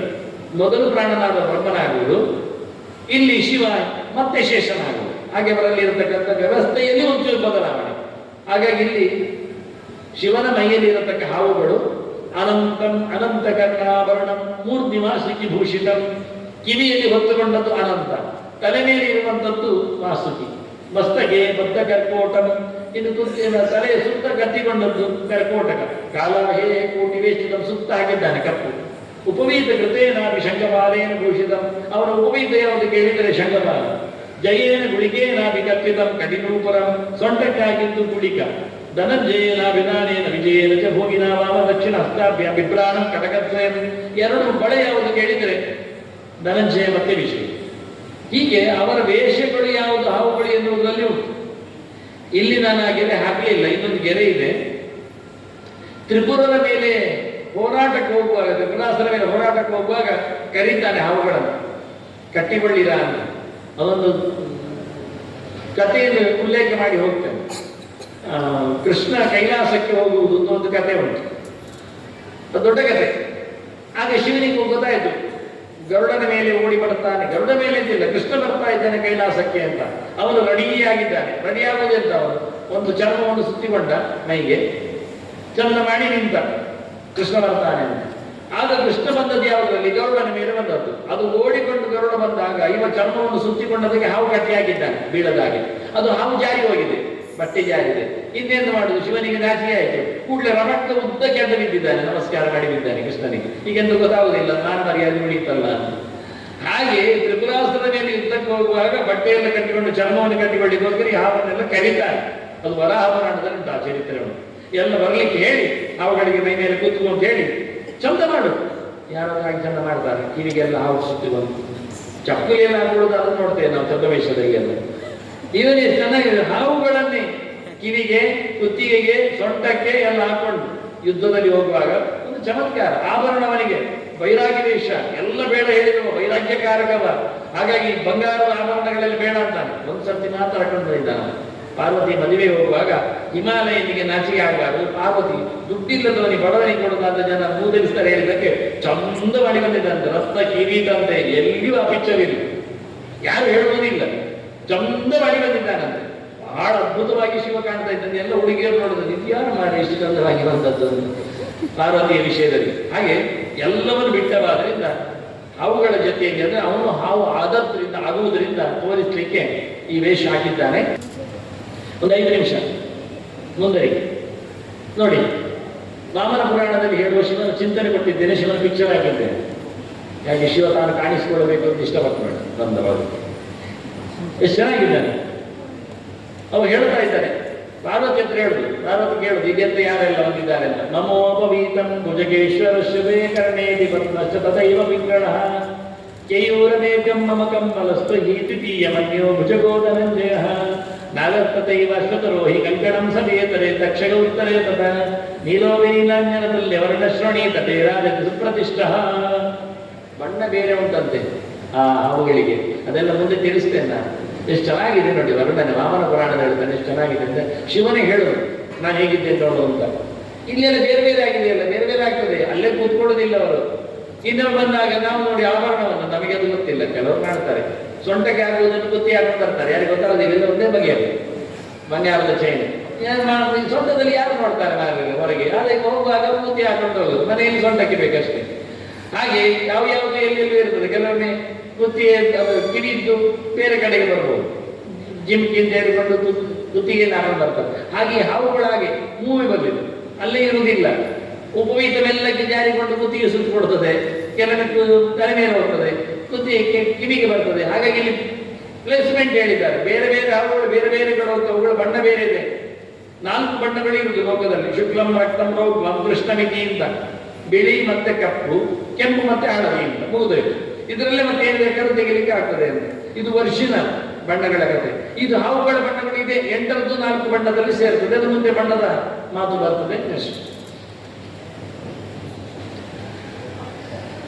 ಈಗ ಭವಿಷ್ಯ ಪುರಾಣದ ಒಂದು ಮಾತು. ಈ 8 ನಾಗಗಳನ್ನು ಪೂಜೆ ಮಾಡಲಿಕ್ಕೆ ಉಂಟು. ಮುಖ್ಯವಾಗಿ ಶೇಷನನ್ನು ಆಸನ ಮಾಡಿಕೊಂಡು ಅನಂತ ಪದ್ಮನಾಭ ಸ್ವಾಮಿ, ಅದು ಬಣಿಯಾಡಿಯಲ್ಲಿದೆ. ಪುತ್ತಿಯ ಸ್ವಾಮಿಗಳ ಸುಪರ್ದಿಯಲ್ಲಿರತಕ್ಕಂತಹ ದೇವಸ್ಥಾನದ ದೇವರ ಪಿಚ್ಚರು ವರ್ಷಿನ. ಎಷ್ಟು ಚೆನ್ನಾಗಿ ಆತ ಹಾವಿನ ಸುತ್ತಿನಲ್ಲಿ ಕೂತಿದ್ದಾನೆ. ಹಾವಿನ ಹೆಡೆ ಹೇಗೆ ಅವನ ಮೇಲೆ ಛತ್ರಾಕಾರದಲ್ಲಿ ಕೂತಿದೆ ಎಂದು ನೋಡಬಹುದು. ಈ ಅನಂತ ಪದ್ಮನಾಭನನ್ನು ಪೂಜೆ ಮಾಡುವಾಗ ಒಂದು ಮಾತಿದೆ. ಅದು ಶಾಂತಿ ವ್ರತ ಪ್ರವಕ್ಷ್ಯಾಮಿ ಶೃಣಸ್ವೈಕಮನಾಧುನ ಏನ ಚೀರ್ಣೇನ ಶಾಂತಿ ಸರ್ವದಾ ಗ್ರಹಮೇಧಿನ. ಇದು ಶಾಂತಿ ವ್ರತ ಹೆಸರು. ಇದರಲ್ಲಿ ಶಾಂತಿ ಆಗ್ತದೆ ಯಾರಿಗೆ? ಗೃಹಸ್ಥರಿಗೆ. ಪಂಚಮ್ಯಾಂ ಶುಕ್ಲಪಕ್ಷಸ್ಯ ಕಾರ್ತಿಕೇ ಮಾಸಿ ಪಾರ್ಥಿವ. ಕಾರ್ತಿಕ ಮಾಸದ ಶುಕ್ಲಪಕ್ಷದ ಪಂಚಮಿಯಲ್ಲಿ ಪೂಜೆ ಮಾಡಲಿಕ್ಕೆ. ಆರಭ್ಯ ವರ್ಷವೇದಂತೂ ಅಶ್ನೀಯ ಆಮ್ಲವರ್ಚಿತ. ಈ ಶಾಂತಿ ವ್ರತ ಮಾಡುವವನಿಗೆ ಒಂದು ಕಂಡೀಷನ್ ಏನು ಕೇಳಿದ್ರೆ, 1 ವರ್ಷ ಹುಳಿ ತಿನ್ಲಿಕ್ಕಿಲ್ಲ, ಹುಳಿ ರಸತಿ ಏನು ತಿನ್ಲಿಕ್ಕಿಲ್ಲ. ನತ್ತೇ ದೇವತೆ ಸಂಪೂಜ್ಯ ಹರಿಂ ಶೇಷೋ ಪರಿಸ್ಥಿತ. ರಾತ್ರಿ ದಿನ ಊಟ ಮಾಡಲಿಕ್ಕೆ, 1 ಹೊತ್ತು ಊಟ ಮಾಡಲಿಕ್ಕೆ, ಕಾರ್ತಿಕ ಶುಕ್ಲ ಪಂಚಮಿಯಿಂದ ಶುರು ಮಾಡಲಿಕ್ಕೆ ಶಾಂತಿ ಆಗ್ತದೆ. ಮುಖ್ಯವಾಗಿ ರಾತ್ರಿ ಊಟ. ಹಗಲಿನ ಊಟದಲ್ಲಿ ಹುಳಿ ಇಲ್ಲ, ಟೋಟಲಿ ಮಜ್ಜಿಗೆ ಅಂತೂ ಗ್ಯಾರಂಟಿ ಇಲ್ಲ, ಹುಳಿ ರಸ ಬರದಂತೆ ಊಟ ಮಾಡಬೇಕು. ಆಗ ಪೂಜೆ ಮಾಡಲಿಕ್ಕೆ ದೇವರನ್ನು ಅನಂತ ಏತಿ ಪಾದೌಚ ಧೃತರಾಷ್ಟ್ರಾಯ ವೈಕಟಿ ಉದರಂ ತಕ್ಷಕ ಏತಿ ಉದಹ ಕರ್ಕೋಟಕಾಯ ಚ ಪದ್ಮಾಯ ಕಂಠಂ ಸಂಪೂಜ್ಯ ಮಹಾಪದ್ಮಾಯ ಧೋರಿಯುಗಂ ಶಂಖಮಾಲಾಯ ವಕ್ರತುಂಬಲಿಕಾಯ ಏತಿ ವೈಶಿರಃ. 8 ನಾಗಗಳನ್ನು ಪೂಜೆ ಮಾಡಲಿಕ್ಕೆ ಹೇಳ್ತಾರೆ ನೋಡಿ. ಕ್ರಮಬದ್ಧವಾಗಿದೆ. ಅಲ್ಲಿ ವಾಸಿಗೆ ಹೆಸರನ್ನು ಧನಂಜಯ ಅಂತ ಕರೆದಿದ್ದಾರೆ. ವಸ್ತು ಅಂದ್ರೆ ದುಡ್ಡು, ವಾಸಿಗೆ ಅಂದ್ರೆ ದುಡ್ಡಿನವ ಅಂತ ಜೊತೆಗೆ ಧನಂಜಯ ಶಬ್ದ ಹಾಕಿದ್ದಾರೆ, ಪರ್ಯಾಯ ಪದ ಹಾಕಿದ್ದಾರೆ. ಸಾರಿ, ಅದು ಇನ್ನೊಂದು ಸರ್ತಿ ಹೇಳುತ್ತೆ. ಇಲ್ಲಿ ಧೃತರಾಷ್ಟ್ರ ಅಂತ ಆಗಿದೆ. ಧೃತರಾಷ್ಟ್ರ ಅಂದ್ರೆ ಶೇಷ ಹಾವುಗಳ ಆಧಿಪತ್ಯದಿಂದ ನಿರ್ಗಮನ ಮಾಡ್ತಾರೆ. ಎಲ್ಲ ಸುಳ್ಳು ಹೇಳ್ತಾ ಇದ್ದಾರೆ. ಖಚಿತ ಸಿಕ್ಕಿದವರಿಗೆಲ್ಲ ನನಗೆ ಬೇಡ ಹೇಳಿಕೊಂಡು ರಾಜೀನಾಮೆ ಕೊಡ್ತಾರೆ, ನಾನು ಹಾವುಗಳ ಒಡೆಯ ಆಗುವುದಿಲ್ಲ ಅಂತ. ಆ ಪ್ಲೇಸ್ ಅನ್ನು ವಾಸಿಗೆ ತುಂಬುತ್ತಾರೆ. ಅದನ್ನ ಇಬ್ಬರಿಗೂ ರಾಜತನ ಬಂತು. ಅದರಿಂದ ಕೃಷ್ಣ ಇಬ್ಬರು ಮೇತಿದ್ದು ಅನಂತ ಅಷ್ಟಾಸ್ಮಿ ನಾಗಾನ ಸಂಪ್ರಾಣ ವಾಸಿಗೆ ಅಂತ. ಹಾಗೆ ಇಬ್ಬರಿಗೆ ಆಧಿಪತ್ಯ ಇದೆ. ಒಬ್ಬ ಎಕ್ಸ್, ಒಬ್ಬ ರನ್ನಿಂಗ್ ಅಂತ ಹೇಳಿಗೋಸ್ಕರ. ಆದರೆ ಶೇಷ ಪದವಿಯನ್ನು ಕಳಚಿದ್ರು ಒಡೆತನ ಉಂಟೆ ಅವನಿಗೆ ಅಂತ ಹೇಳಿಗೋಸ್ಕರ ಉಳಿಸಿಕೊಂಡಿದ್ದಾರೆ. ಅವನು ಅಧಿಕಾರವನ್ನು ನೋಡಿಕೊಳ್ಳುವುದಿಲ್ಲ, ಆದ್ರೆ ಅವನಿಗೆ ಕೌಶಿಕ ನೋಡಿದ್ರೆ ಹಾಗೆ ಉಳಿದಿದೆ, ಗತ್ತು ಉಳಿದಿದೆ. ದೊರೆಗೆ ಅವರು ಈಗ ಪಾಂಡವರಿಗೆ ಅರ್ಧ ರಾಜ್ಯ ಅಂತ ಹೇಳಿ ಇಂದ್ರಪ್ರಸ್ಥ ಕೊಟ್ಟ ನಂತರ ಇಲ್ಲಿ ಯಾರು ಹಸ್ತಿನಪುರದಲ್ಲಿ ಯಾರು ಗದ್ದಿಗೆಯಲ್ಲಿ ಧೃತರಾಷ್ಟ್ರ ಇದ್ದೇ ಇದ್ದಾನೆ. ಮತ್ತೆ ಕೌರವನ ದರ್ಬಾರ ಉಂಟು. ಹಾಗೆ ಕೌರವನಿಗೆ ಧೃತರಾಷ್ಟ್ರ ಸಾಯಿದ ಕೌರವ ರಾಜ ಆಗಿದೆ. ಹೇಗೆ ಅದು ದುರ್ಯೋಧನ ಹೇಳಿಕೊಳ್ಳಿಕ್ಕೆ ಎಲ್ಲರೂ ಹೇಳ್ತಾ ಇದ್ದಾರೆ. ನೀವು ಧೃತರಾಷ್ಟ್ರ ಒದಗಿದ್ದಾನಲ್ಲ, ಅದು ಧೃತರಾಷ್ಟ್ರನ ರಾಜ, ದುರ್ಯೋಧನ ರಾಜ. ಅದೇ ಗೊತ್ತಾಯ್ತು ಅಂದ್ರೆ ರಾಜ ವಚನ ಪ್ರವೀತ್ ಅಂತ ಹೇಳುತ್ತಾನೆ ಅಲ್ಲಿ ಬರುವಾಗ. ಸಂಜೆ ದ್ರೋಣನ ಹತ್ರ ಬಂದ ದುರ್ಯೋಧನ ಮಾತಾಡ್ತಾನೆ ಅಂತ. ದುರ್ಯೋಧನ ಹೇಳಿದ್ರು ರಾಜ ಅಂತಾನೆ. ಓ ರಾಜ ಅಂತ. ಅದ್ರ ಯಾರು ರಾಜ ಕನ್ಫ್ಯೂಸ್. ಮತ್ತೆ ಇಲ್ಲಿ ಧೃತರಾಷ್ಟ್ರನ ಕರೀತಾರೆ ಓ ರಾಜನ್ ಅಂತಲೇ. ಧೃತರಾಷ್ಟ್ರನು ರಾಜ, ದುರ್ಯೋಧನ ರಾಜ. ಹಾಗಾಗಿ ಅನಂತನು ರಾಜ, ಶೇಷನು ಜೊತೆಯಲ್ಲಿ ವಾಸಿಕೆ. ಅದರಲ್ಲಿ ಧೃತರಾಷ್ಟ್ರ ಅಂತ ವಾಸಿಕೆಯನ್ನು ಕರೆದದ್ದು ಇವತ್ತು ಕಾರವಾರ ವಹಿಸಿಕೊಂಡವ ರಾಷ್ಟ್ರವನ್ನು ಧೃತ ಗೊತ್ತಿದ್ದಾನೆ. ಅವುಗಳ ರಾಷ್ಟ್ರವನ್ನು ಮೀಸುವವನೇನ ಲೆಕ್ಕದಲ್ಲಿ ಅವನನ್ನು ವಾಸಿಕೆಯನ್ನು ಇನ್ನೊಂದು ಶಬ್ದದಿಂದ ಕರೆದಿದ್ದಾರೆ. ಬೇರೆ ಒಬ್ಬ ಧೃತರಾಷ್ಟ್ರನಾಗಿ ಇದ್ದಾನೆ ಬಿಡಿ, ಆದರೆ ಇವರಿಗೆ ಯೌಗಿಕವಾದ ಅರ್ಥ. ಅನಂತಾಯ ನಮಃ ಅಂತ ಹೇಳಿ ದೇವರ ಪಾದವನ್ನು ಪೂಜೆ ಮಾಡಲಿಕ್ಕೆ ನೋಡಿ ಇವರ ಪೂಜೆಯ ಕ್ರಮ. ಅವುಗಳ ಮೇಲೆ ಕೂತವ ನಾರಾಯಣನ ಪೂಜೆಯ ಕ್ರಮ ಕೇಳಿ. ನಾವು ಎಲ್ಲಿಯೂ ಪೂಜೆ ಮಾಡುವುದು ಅನಂತ ಪದ್ಮನಾಭನ ನೀತಿ ಯಾರು ಇಟ್ಟುಕೊಳ್ಳಿಲ್ಲ. ಇದು ವಿಶೇಷವಾದಂತಹ ಅವನ ಅಂಗಪೂಜೆಯ ಕ್ರಮ. ಅಂಗಪೂಜಾಂಗರಿಷೆ ಅಂತ ಕೆಳಗಿಂದ ಮೇಲೆ ಪೂಜೆ ಮಾಡಲಿಕ್ಕೆ, ಮಂಡೆ ಮೇಲೆ ಶುರು ಮಾಡುವುದಲ್ಲ. ಅದನ್ನು ಪಾದವ ಪೂಜೆಯಾಮಿ, ಅನಂತಾಯ ನಮಃ, ಧೃತರಾಷ್ಟ್ರಾಯ ನಮಃ, ಕಟಿ ಪೂಜೆಯಾಮಿ, ಆನಂದ ತಕ್ಷಗಾಯ ನಮಃ, ಉದರಂ ಪೂಜೆಯಾಮಿ. ಉದರ ಅಂದರೆ ಹೊಟ್ಟೆ, ಕಟಿ ಅಂದರೆ ಸೊಂಟ. ಉರಹ ಕರ್ಕೋಟಕಾಯ ನಮಃ, ಉರಹ ಪೂಜೆಯಾಮಿ. ಉರಹ ಅಂದರೆ ಎದೆ. ಪದ್ಮಾಯ ನಮಃ, ಕಂಠಂ ಪೂಜೆಯಾಮಿ, ಕುತ್ತಿಗೆ. ಮಹಾಪದ್ಮಾಯ ನಮಃ, ಗೋರಿಯುಗಂ, 2 ತೋಳಿಗೆ ಪೂಜೆ ಮಾಡಲಿಕ್ಕೆ. ಶಂಖಬಾಲಾಯ ನಮಃ, ವಕ್ರಂ ಪೂಜೆಯಾಮಿ, ಮೋರೆ. ಕುಲಿಕಾಯ ನಮಃ, ಶಿರಃ ಪೂಜೆಯಾಮಿ. ಆಯ್ತು. ಇಲ್ಲಿ ದೇವರ ಪೂಜೆ ಆಯ್ತು ಅಷ್ಟೇ ಅಲ್ಲ, ಕೊನೆ ಒಂದು ಗೆರೆ ಹಾಕ್ತಾರೆ. ಏವಂ ವಿಷ್ಣುಗತಂ ಪೂಜ್ಯ ಪ್ರತಿಯೇವ ಪ್ರಪೂಜೆ ಆಯ್ತು ಅಂತ. ಹೀಗೆ ದೇವರ ಮೈ ಮೇಲೆ ಅವರನ್ನು ಪೂಜೆ ಮಾಡಿ ಪ್ರತ್ಯೇಕವಾಗಿ ಅವರನ್ನು ಪೂಜೆ ಮಾಡಬೇಕು ಅಂತ ಹೇಳ್ತಾರೆ ನೋಡಿ. ಈಗ ನಾವು ಹುಡುಕಿದ್ದೀಗ ಪ್ರತ್ಯೇಕ ಪೂಜೆ ಮಾಡಲಿಕ್ಕೆ, ಹಾಗಾದ್ರೆ ಪ್ರತ್ಯೇಕ ಪೂಜೆ ಮಾಡೋದು ಹೇಗೆ? ಅವರನ್ನು 8 ನಾಗಗಳನ್ನು ದೇವರ ಮೈಯಲ್ಲಿ ಎಲ್ಲಿದ್ದಾರೆ ಗೊತ್ತಾಯ್ತು, ಇನ್ನೆಲ್ಲಿದ್ದಾರೆ, ಹೇಗೆ ಬಂದಿದ್ದಾರೆ ಅವರನ್ನು ಹುಡುಕಿದ್ರೆ ಒಂದೊಂದು ಗೆರೆಗಳು ಮುಂದೆ ಮುಂದೆ ಹೋಗ್ತಿದ್ದಾರೆ. ನಾವು 8 ಕಡೆಯಲ್ಲಿ ಪೂಜೆ ಮಾಡೋದು ಪ್ರತ್ಯೇಕ ಪೃಥಗೇವ ಅಂತ ದೇವರ ಮೈ ಮೇಲೆ ಆಯ್ತಲ್ಲ ಅಂಗನ್ಯಾಸದಲ್ಲಿ ಪ್ರತ್ಯೇಕವಾಗಿ 8ರ ಪೂಜೆ ಏನು ಅಂತ. ಇದು ಶಾಂತಿ ಮಂತ್ರದಲ್ಲಿ ಬರತಕ್ಕಂಥ ಕೆಲವು ಮಾತುಗಳು ನಿಮಗೆ ಕಾಣುವುದು ಕಷ್ಟ ಆಗಿರುವುದು, ಸ್ವಲ್ಪ ಸಣ್ಣ ಅಕ್ಷರ ಇದೆ, ತುಂಬ ಇದೆ, ಆದರೆ ಉತ್ತರ ಅದು ಸೇಮ್ ಇದೆ. ನಮೋಸ್ತು ತೇಭ್ಯ ಸುಪ್ರೀತ ಪ್ರಸನ್ನ ಸಂತು ಸರ್ವದಾ. ಅವರಿಗೆ ನಾನು ನಮಸ್ಕಾರ ಮಾಡ್ತೇನೆ, ಅವುಗಳಿಗೆ ನನಗವರು ಒಳ್ಳೇದು ಮಾಡಲಿ ಅಂತ ಮುಂದಿನ ಎಲ್ಲದರ ಗೆರೆಗಳು. ಇಲ್ಲಿ ಆರಂಭದಲ್ಲಿ ಏನಿದೆ ಅಂದ್ರೆ ಬ್ರಹ್ಮಲೋಕೆ ಜಯ ಸರ್ಪಾಹ ಶೇಷನಾಗ ಪುರೋಗಮಾಹ. ಬ್ರಹ್ಮಲೋಕದಲ್ಲಿ ಹಾವುಗಳಿದ್ದಾರೆ, ಅದರಲ್ಲಿ ಮುಂಚೂಣಿಯಲ್ಲಿ ನಿಂತವ ಶೇಷ, ಅವರು ನಮಗೆ ಒಳ್ಳೇದು ಮಾಡಲಿ, ಅವರ ಎಲ್ಲ ಪಡೆಗಳು ಒಳ್ಳೇದು ಮಾಡಲಿ. ಹಾಗೆ ವಿಷ್ಣು ಲೋಕೇಜೆ ಸರ್ಪ ವಾಸಗಿ ಪ್ರಮುಖ ಆಶ್ರಯ, ವಿಷ್ಣು ಲೋಕದಲ್ಲಿದ್ದಾರೆ, ಅದರದ್ದು ಲೀಡರ್ ವಾಸಗಿ ಇದ್ದಾನೆ, ಅವನ ಜೊತೆಯಲ್ಲಿ ಇರುವವರನ್ನು ನನಗೆ ಒಳ್ಳೇದು ಮಾಡಲಿ. ರುದ್ರಲೋಕೇಜೆ ಸರ್ಪ ತಕ್ಷಕ ಪ್ರಮುಖ ಆಶ್ರಯ, ಇವರೆಲ್ಲ ಇವತ್ತಿನ ಪೂಜೆಯಲ್ಲಿ ಜನರು ಇದ್ದಾರೆ, ಇವರೆಲ್ಲ ಸಿಗ್ತಾರಪ್ಪ. ಇವರೆಲ್ಲ ರುದ್ರಲೋಕದಲ್ಲಿ ಇರತಕ್ಕ ತಕ್ಷಕ ಇದ್ದಾನೆ, ಅವನು ಮುಂಚೂಣಿಯಲ್ಲಿ ಇರ್ತಾನೆ, ಅವನು ಒಳ್ಳೇದು ಮಾಡಲಿ. ಕಾಂಡವಸದಾದಾಯ ಸ್ವರ್ಗಮೇತು ಸಮಾಶ್ರಿತ ನಮೋಸ್ತುತೇಭ್ಯ ಸುಪ್ರೀತ ಪ್ರಸನ್ನ ಸಂತು ಸರ್ವದ.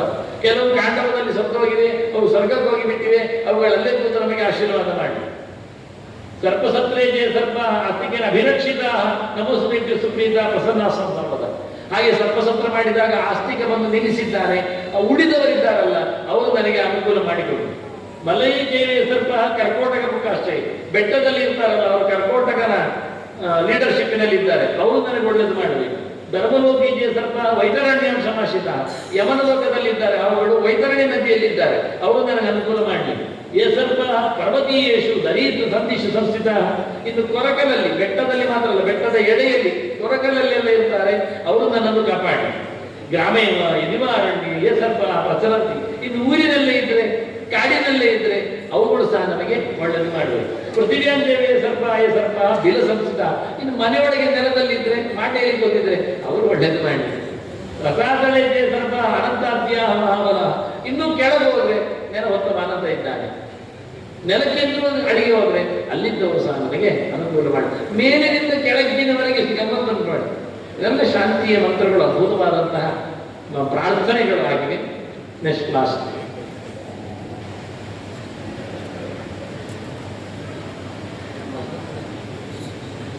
ಗರುಡ ಪುರಾಣದ ಒಂದು ಮಾತು ಉಂಟು, ಭವಿಷ್ಯ ಪುರಾಣದ ಒಂದು ಮಾತು ಇದೆ. 12 ತಿಂಗಳಲ್ಲಿ ಹಾವು ಕಚ್ಚುತ್ತದೆ ಕೆಲವರಿಗೆ. ಇದೆಲ್ಲ ಸ್ವಲ್ಪ ಕಾಂಪ್ಲಿಕೇಟೆಡ್ ಕೇಸುಗಳು, ಪೂಜೆ ವಿಷಯಗಳಲ್ಲಿ.